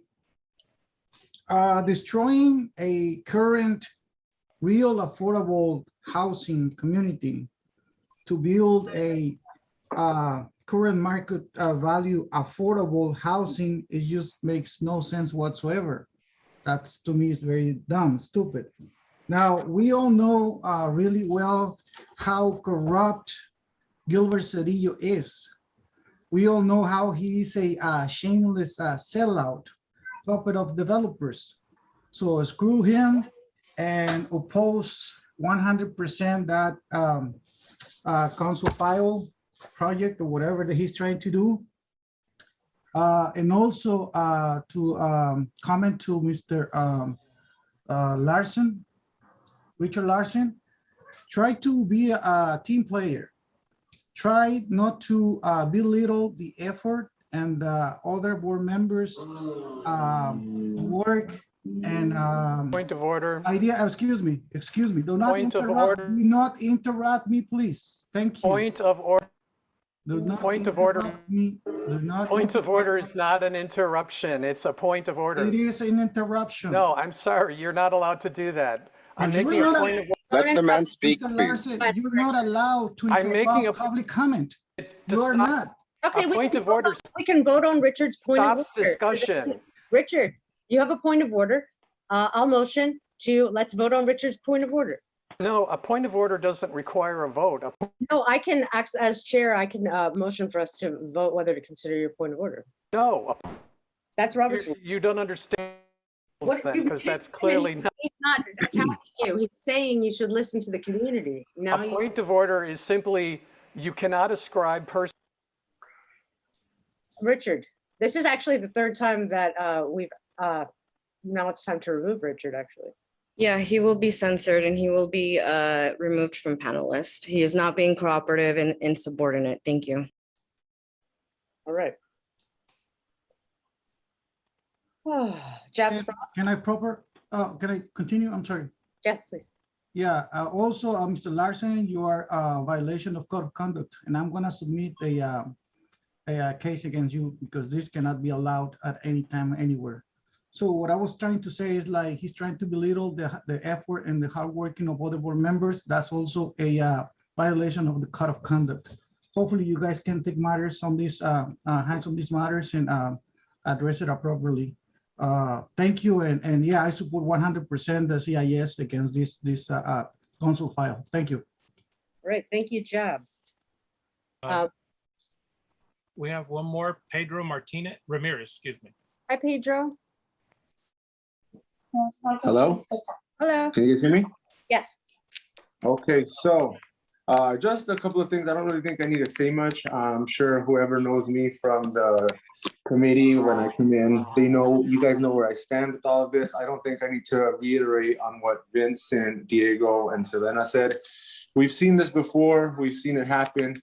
They're using the word affordable, but if you take a look at, you know, just the buildings that they're building across the street from there and the plans that they have for the Natural Historic Park where they want to build another big building, it's going to be just some of the same old shit. And it's just like Gilbert Cedillo trying to get some of that Jose Huizar money or whatever. He's just a sellout for developers.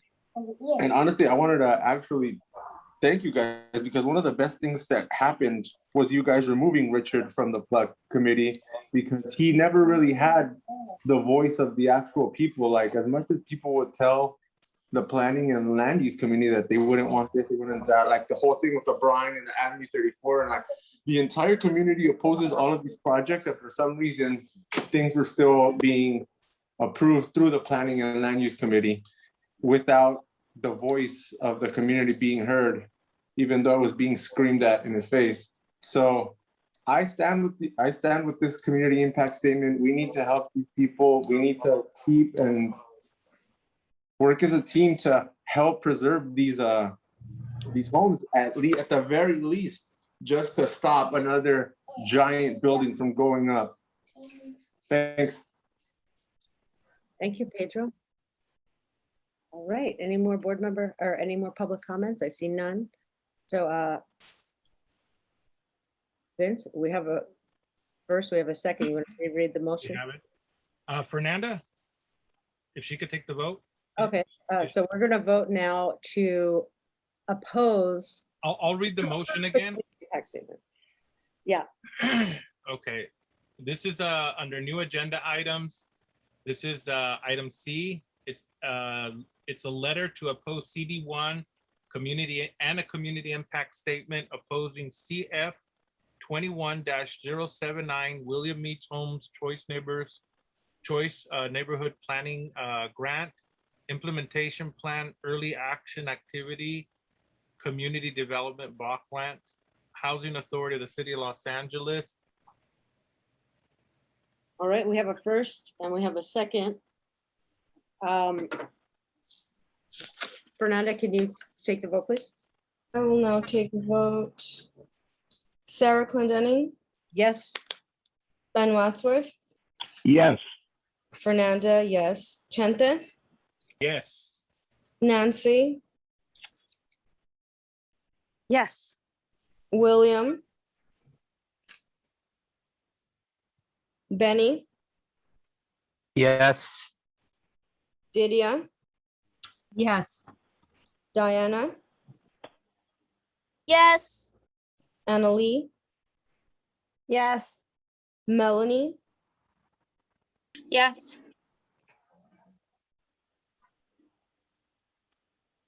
Victor, Yes. Diego, Yes. Gil, Yes. Richard Ortiz, Yes. Steve, Yes. Selena, Yes. motion passes. All right, motion carries. Now we move on to the next item, all right, it's item D under new agenda items. Discussion and possible action on letter to LA City Planning and a community impact statement regarding CF 210690 El Recreo Room, 506 West Avenue 28, alcohol sales. I don't see that the presenter's here. I don't know if she could make it, but I could summarize what this is. So El Recreo Room, it's on Avenue 28 and Figueroa. It's a historic sort of bar social center. Much like how Broadway Social Center was, I would say, kind of. And it's across from Footsie's pretty much. It's been around for decades. So the owners, it was partners. So it was Anna Maritza Johnson and a man named Marcelino. I don't know if he's associated with our Marcelinos, but during COVID, the one partner pulled out and then took the alcohol license with him.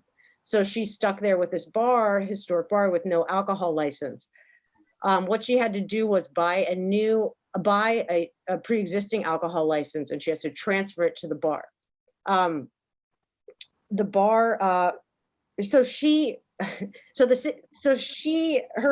husband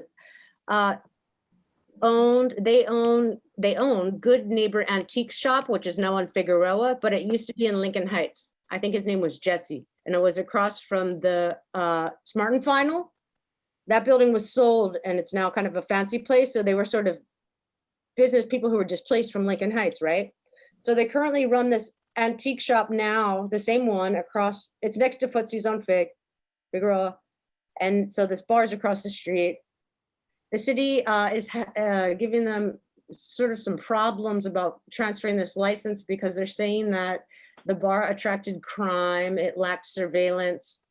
I think maybe Northeast PD is not on their side or something. She is renovating the bar, putting surveillance everywhere, like trying to make it up to like make it so that they'll accept it. I mean, but the goal of the bar is not to, they don't want to be a gentrified bar. They want to stay the same bar that they were, serving the same people. It's, brown community members, historic working class people. So this letter of support is just sort of saying that like, they were business owners in Lincoln Heights, reputable people, of good moral character and standing. And it's telling the city that they should accept the new alcohol license to allow them to keep operating.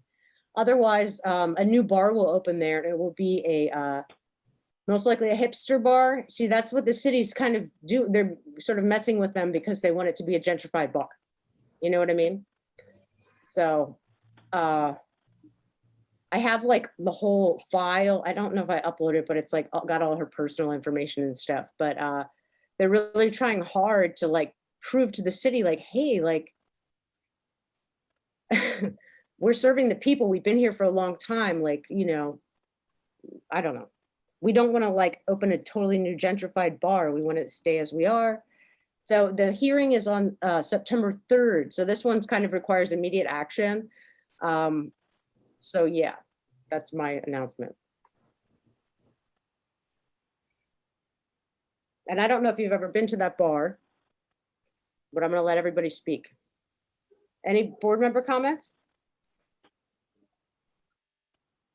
I think there should be a motion first and then a Oh, second. sorry. Yeah, motion to, yeah, Vince, can you, or can somebody, is there a motion? I don't want to make the motion. I motion. A second. Okay, so we have a first and a second. So it'll be motion to approve the community impact statement. So that was Fernie and Richard, correct? Yes. Correct. Okay, Fernie, Richard. All right, so board member discussion.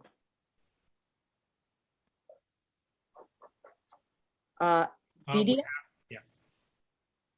Thank you. I support the community impact statement. My question was different. My hand was raised before we passed on to this agenda item. I just wanted to request that now that we are just about to pass 2 hours into our meeting with at least 1 more hour to go, I'd like to request a 2 to 5 minute health break when we have the next possible opportunity. But again, I support this motion. Okay, all right. Thank you, Didia. Yes. All right, any other board member comments?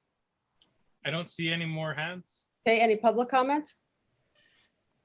Pedro. Pedro Ramirez? Okay. Hello? Hi, Pedro. I want to watch movie. Okay, hold on, give me 1 second. Please. All right, so I kind of just want to piggyback off of what you said, Sarah.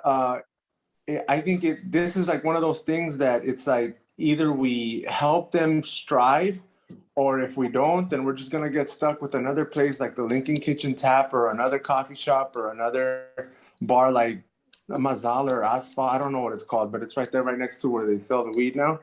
Yeah, if we don't help these people keep, you know, these cool bars like the one by El Pollo Loco and the one back here by Griffin and like these like cultural icons that just are like throwback pieces of Lincoln Heights. If we don't help keep them in business and like keep them flowing, then they're just gonna get destroyed, and we're just gonna have another like craft beer and wine tasting place, and it's not gonna be for the people. It's not gonna be genuine to the people here of Lincoln Heights.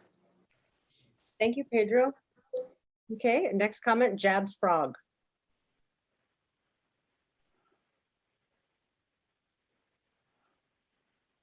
Can you hear me? Yes. Oh, thank you, thank you. Well, again, nothing new. The city and the state agencies, ABC, being biased as usual. If this was a gentrifier, hipster, like the president mentioned, business, they both even help them and make everything easier for them to get the permits and everything. But since this is a local, long-time resident business owner trying to survive and you know, build a business, they always put all sort of stupid things in the way to prevent them from how do you say, to become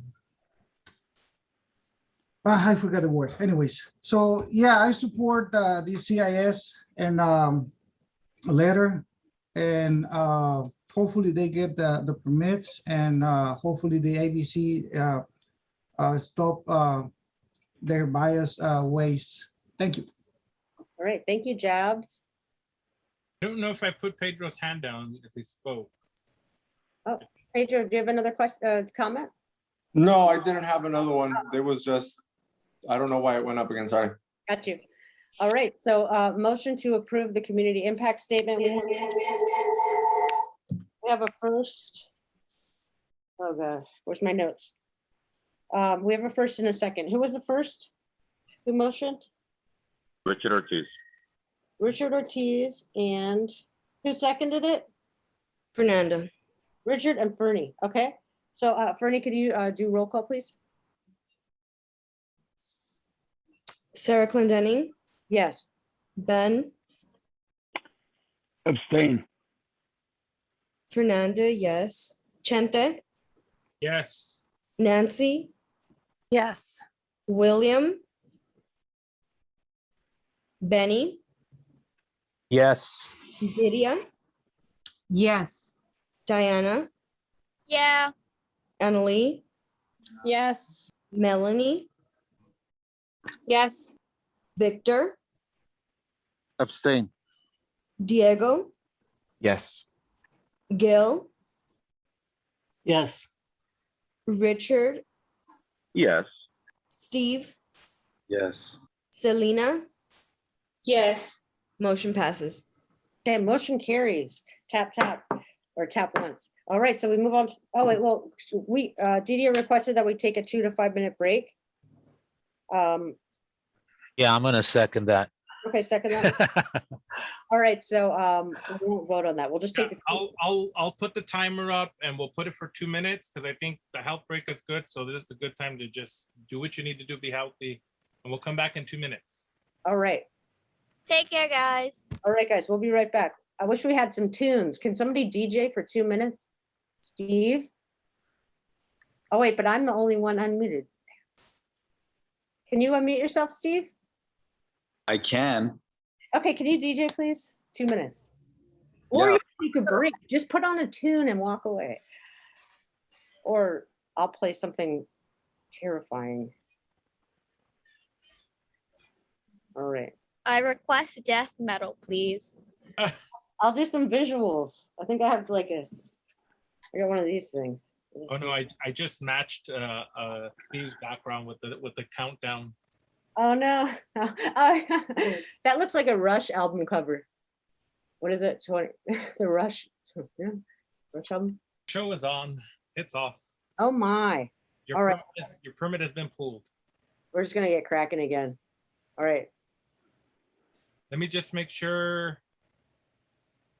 Okay, we're still good at 16.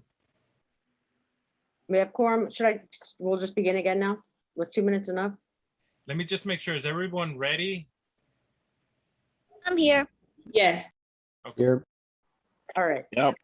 Here. So we'll continue now. Item E, under new agenda items, discussion and possible action on letter to CD1 and community impact statement opposing CF 130933. Oh wait, no, sorry, that was the wrong one. Discussion and possible action on letter to CD14 and community impact statement opposing CF 201529, Lincoln Heights Neighborhood Council, San Antonio Winery, non-event street banner program. These banners were hung without L.H.N.C. approval. I'll make the motion so we can get it rolling and then open it up to discussion. So once I make the motion, someone can second it. I make a motion for a letter to CD13 and a community impact statement opposing CF 20-1529, Lincoln Heights Neighborhood Council, San Antonio Winery, excuse me, non-event street banner program. Banners were hung without Lincoln Heights Neighborhood Council approval. Do I have a second? I second. Selena Ortega seconds. I know we had someone in the that was from the winery. I don't know if they're still with us. Connie. Vince, can you pull up the document from the website? Do you have it right in front of you? Yes, let me get it up. And it has the actual motion and the image of the banner that Kevin De Leon proposed last year. And so, you know, this motion was proposed by Kevin De Leon and not Cedillo, possibly for some conflict of interest.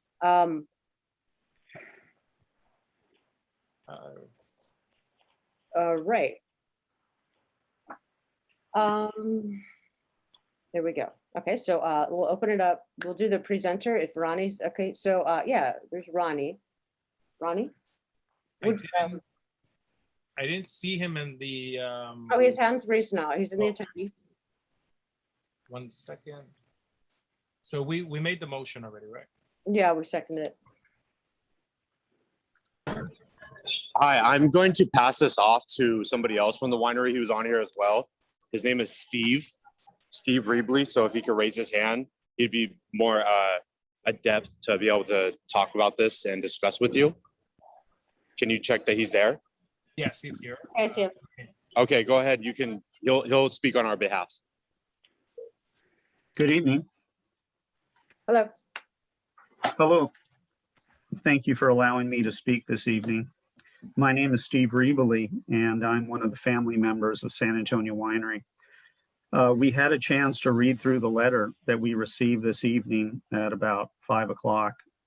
No one has ever called me to say that there was an issue or a problem. Obviously, this was done during a COVID time. Our permit number is 7554 from the city of Los Angeles. And the reason that Kevin De Leon signed it is because we are in his district. Okay. Be more than happy to answer any questions you might have. But just a little history on myself. I'm 60 years old. I was born on Daly Street. I was educated in Lincoln Heights, as so was the rest of my family. And we've been in business for 104 years. So when I think of we are one as part of your, on the letterhead, you know, we are definitely one and part of the community, and always have been.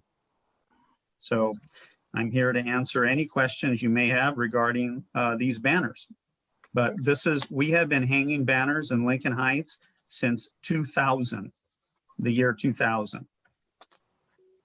We use Latina and Latino artists and designers, and that's been the mission statement of the banner program since its inception. Okay. Thank you, Steve. I don't think we've ever met, and I would love to meet you, hopefully one day live. All right, I have a question for you though, because legally for San Antonio Winery to put a banner with the San Antonio Winery logo on it on a public pole, it has to have a neighborhood council or something on it, and your logo can't have more than 20% of the thing or whatever. So technically, like, the only way you could hang those banners is by having our council name on it. So I want to know who gave you, since this wasn't approved by the board, who gave San Antonio Winery permission to use the neighborhood council name and logo? Sarah, this has been going on since the year 2000. Okay. And so you could say that we've had 22 years of these banners, and I'm not sure how long you've been in Lincoln Heights, but we probably have 22 years of artwork that is very unique and some, you know, unique styles through the last 2 decades. Okay, thank you, Steve. Any board member questions for Steve? We have Selena. Okay, Selena. Hi, so last year when this was initially supposed to be brought up to the board, December of 2020, and because of quorum problems or, you know, one reason or another, we weren't able to speak on it. But the reason why this caught attention in December was because it was posted on social media. And I actually ran across it, and because I had questions, I brought it up to the board, and a few other community members also had questions. And so from doing research, what it looks like is that this was an antiquated motion that was just being carried over year after year. And it might be that Cedillo didn't pass it because only the president of the committee has the power to extend the 3-month threshold to more than 3 months. So I think it was like an annual thing that was being passed. Again, I was there early on in 2000, speaking before the neighborhood council, and I've been in front of the neighborhood council many times through, you know, the last 20 plus years. Again, you know, we've went through the proper channels. had a council person sign. I don't know what the protocol different is, but as far as us having it posted on social media, I don't recall us posting it unless some customer or somebody driving down the street posted it. But, you know, we've been in Lincoln Heights for 100 years, so I have no idea how it was posted on social media. The official city document is online for everyone to see. And I think someone just took a picture, and, you know, the internet has a way of spreading word quickly. And Sure. the Riboli family, the last time I saw the Riboli family at a neighborhood council meeting, I believe might've been like 2013. Yeah, it's the only other time I've seen anyone from the San Antonio Winery be a proactive part of the community here, like especially at meetings, is not very often. Yeah, again, I have myself and my son, and we have been involved quite a bit in different meetings. And if we haven't been in front of you folks more often, well, then I think we need to be in front of you more often. Okay. Yeah. Amanda? Ferdy? Thank you, Selena. You actually answered a lot of the questions I had. I don't think anyone is refuting how long San Antonio has been here in Lincoln Heights. And I understand, Steve, that you went before the council in 2000, but that was 21 years ago.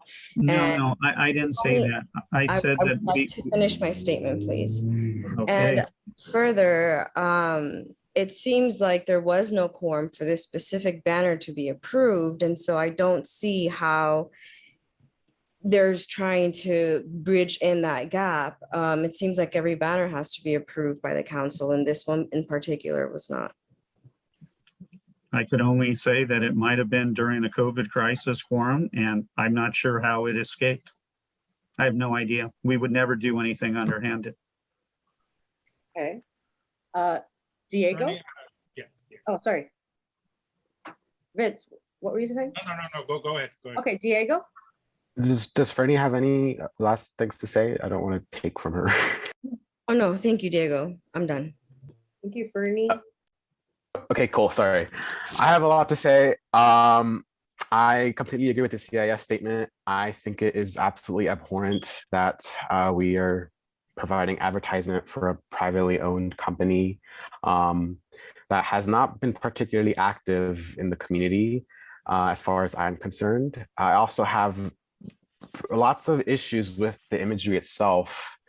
A lot of the banners display lots of pastoral sort of vineyard settings, and I really do not believe that that's representative of Lincoln Heights.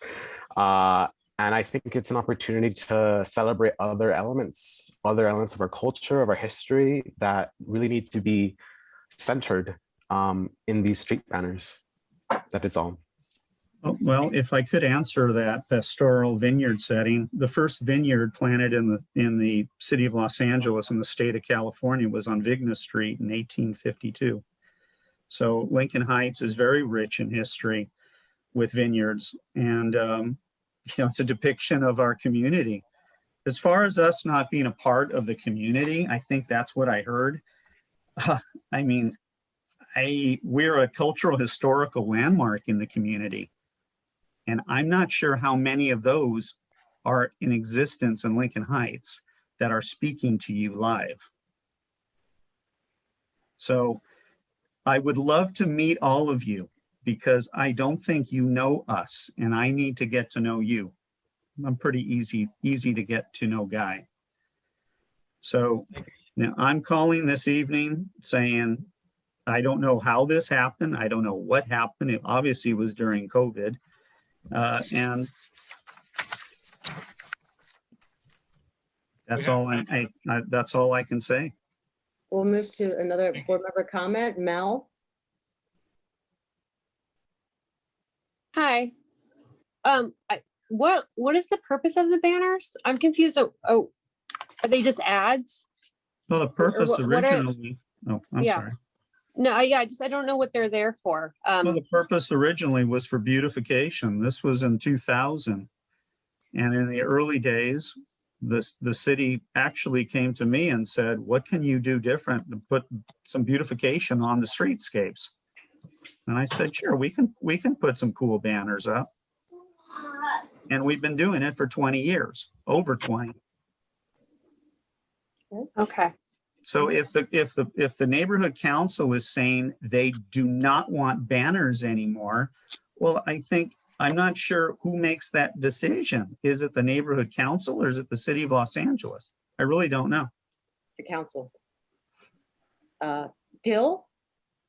Yes, I'd like some history on this. I like the gentleman says, and I think previous, not myself personally, but I know I've talked to Ben about it. This has been going on, like he says, for 20 years. I don't know what the process is.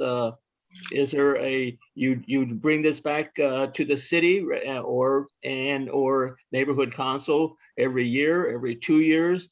I believe it's like you say, for 20 years, it's been approved by councils in the period that's indicated. So I'd like to know what the length of the so-called, or for lack of a better word, a contract to put the banners up. So how often do you get this signed by the councilman? Annually.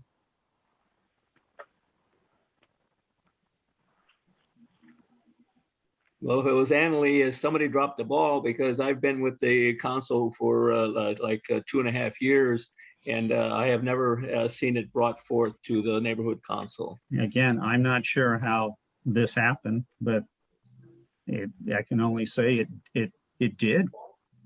It skipped, it fell through some cracks, but there was a council motion, there was a city council member, Kevin De Leon, who signed it, as well as a permit that was paid for.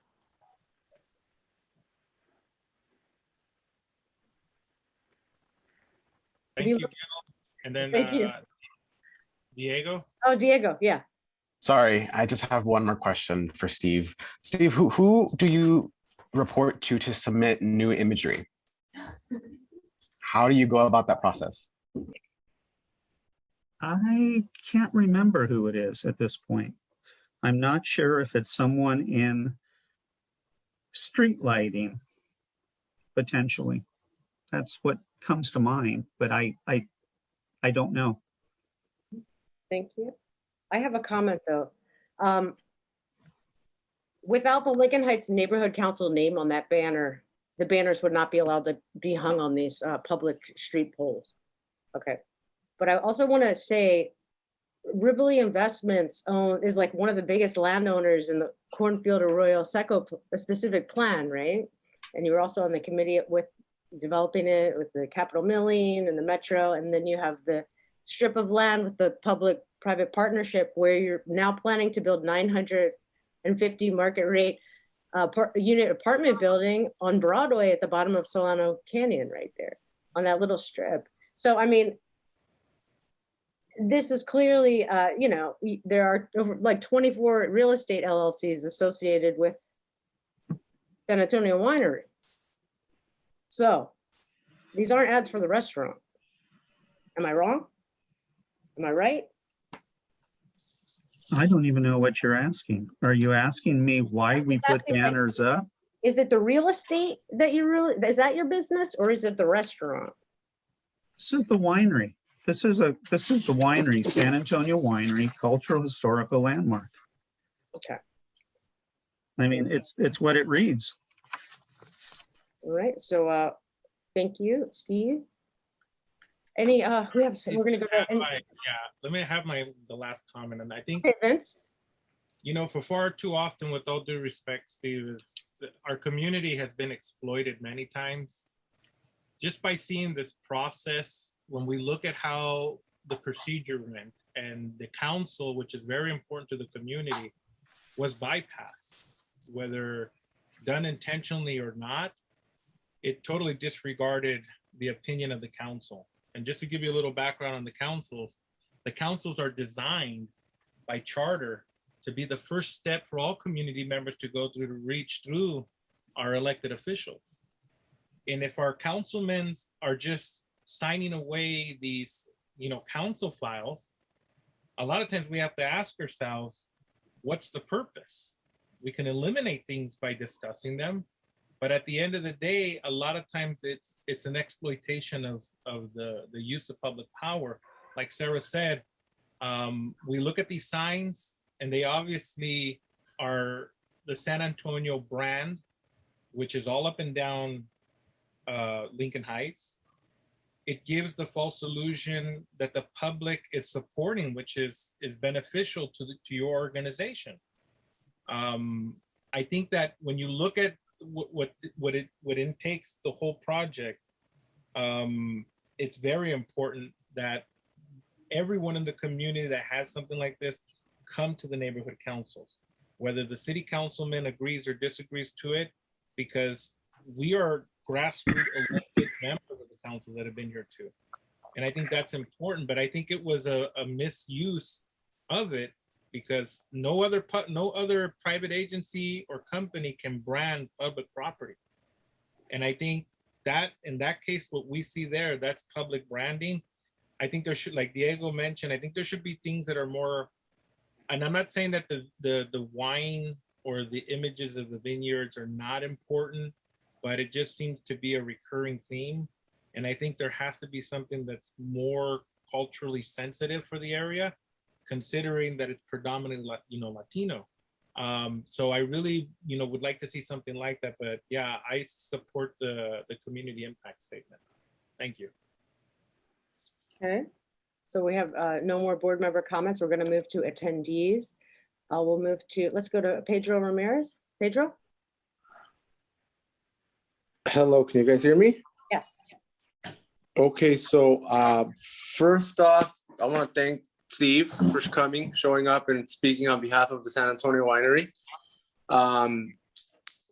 Now, I had no idea about these banners until I didn't even know that. I thought they were fine, that they had just bought in, but I had no idea that this was something that couldn't be done if it wasn't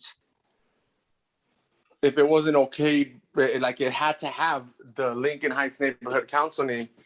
And the fact that this has gone unchecked for like 20 years is kind of, I guess, representative of the way that this community has been ignored by, the higher ups.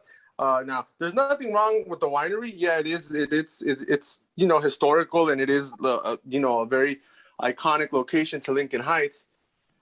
But for them to be going on for 20 plus years with no change, I mean, I don't know. There's other communities that have, don't they like put up pictures of the kids from the community and where they're going to school, or maybe change them to like represent all like places of interest in the neighborhood? Like, I don't understand how it's gone for so long without it being corrected.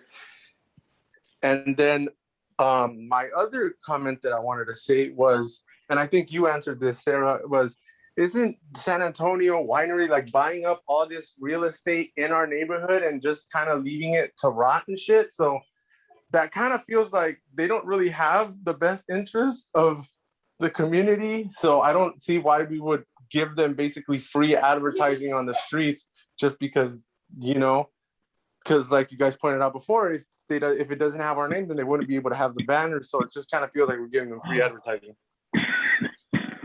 Thank you, Pedro. And we'll take the next comment from Jabs Frog. Thank you. Hello, Mr. Ravioli. You know what? You've been hanging your banners and using Lincoln Heights Neighborhood Council, according to your statement, logo and name for over 20 years. And yet you're trying to blame COVID-19 as an excuse for, you don't know what happened.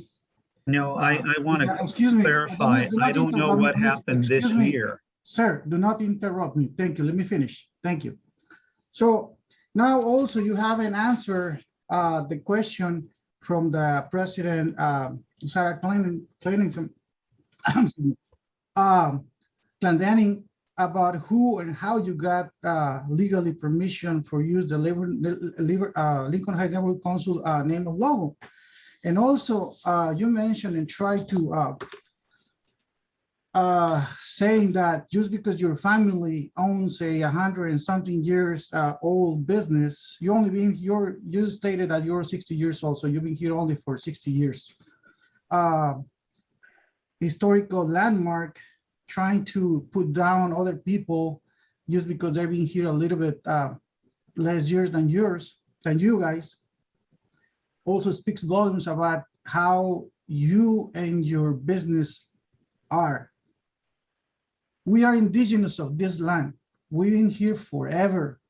And yet I'm not telling you anything about how long you've been here, or how long you've been living here in our land. Our land is our historical landmark. It's not a winery. It's not a freaking business. So try to be more respectful and considerate to others. So also, how do you maintain your business? I mean, you're saying that, I don't know what happened, that we got the permission from whoever, a corrupt public servant for over 20 years.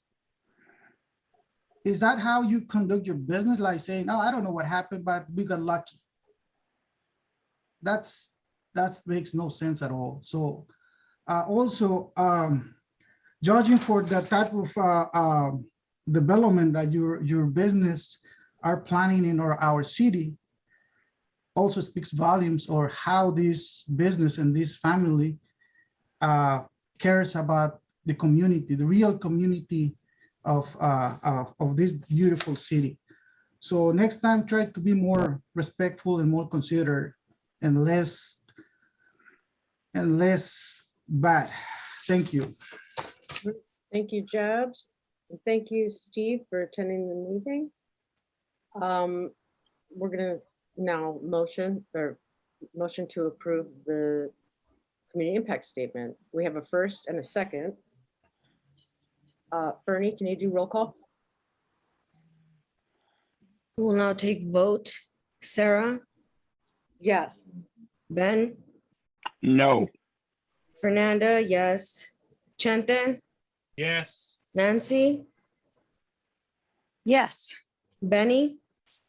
Yes. Lydia? Yes. Diana? Yeah. Annalie? Yes. Melanie? Yes. Victor? Yes. Diego? Yes. Gil? No. Richard? Simon, yes. Steve? Yes. Selena? Yes. Motion passes. Motion carries. Here's my gavel. Here. I would like to make a motion to carry the next two items into the next general board meeting on September 10th. Second. We have a second. Third. Okay, should I do it all in favor? Say aye. Yes. Aye. Aye. Okay. Aye. Aye. Aye. Okay, motion, Any opposed? motion to adjourn. Well, first we have to ask Oh, for sorry. oppose and abstain. Say what? We have to ask for oppose. Okay, all opposed? Sorry. There's none. Okay, any abstentions? No? None. Okay, motion carries. I'll make the motion to adjourn. Okay, motion to adjourn. Do we have a second? Good night, guys. All right. Second. This meeting's adjourned. All right, thank you. Bye. Take care. everyone. Bye. Bye-bye.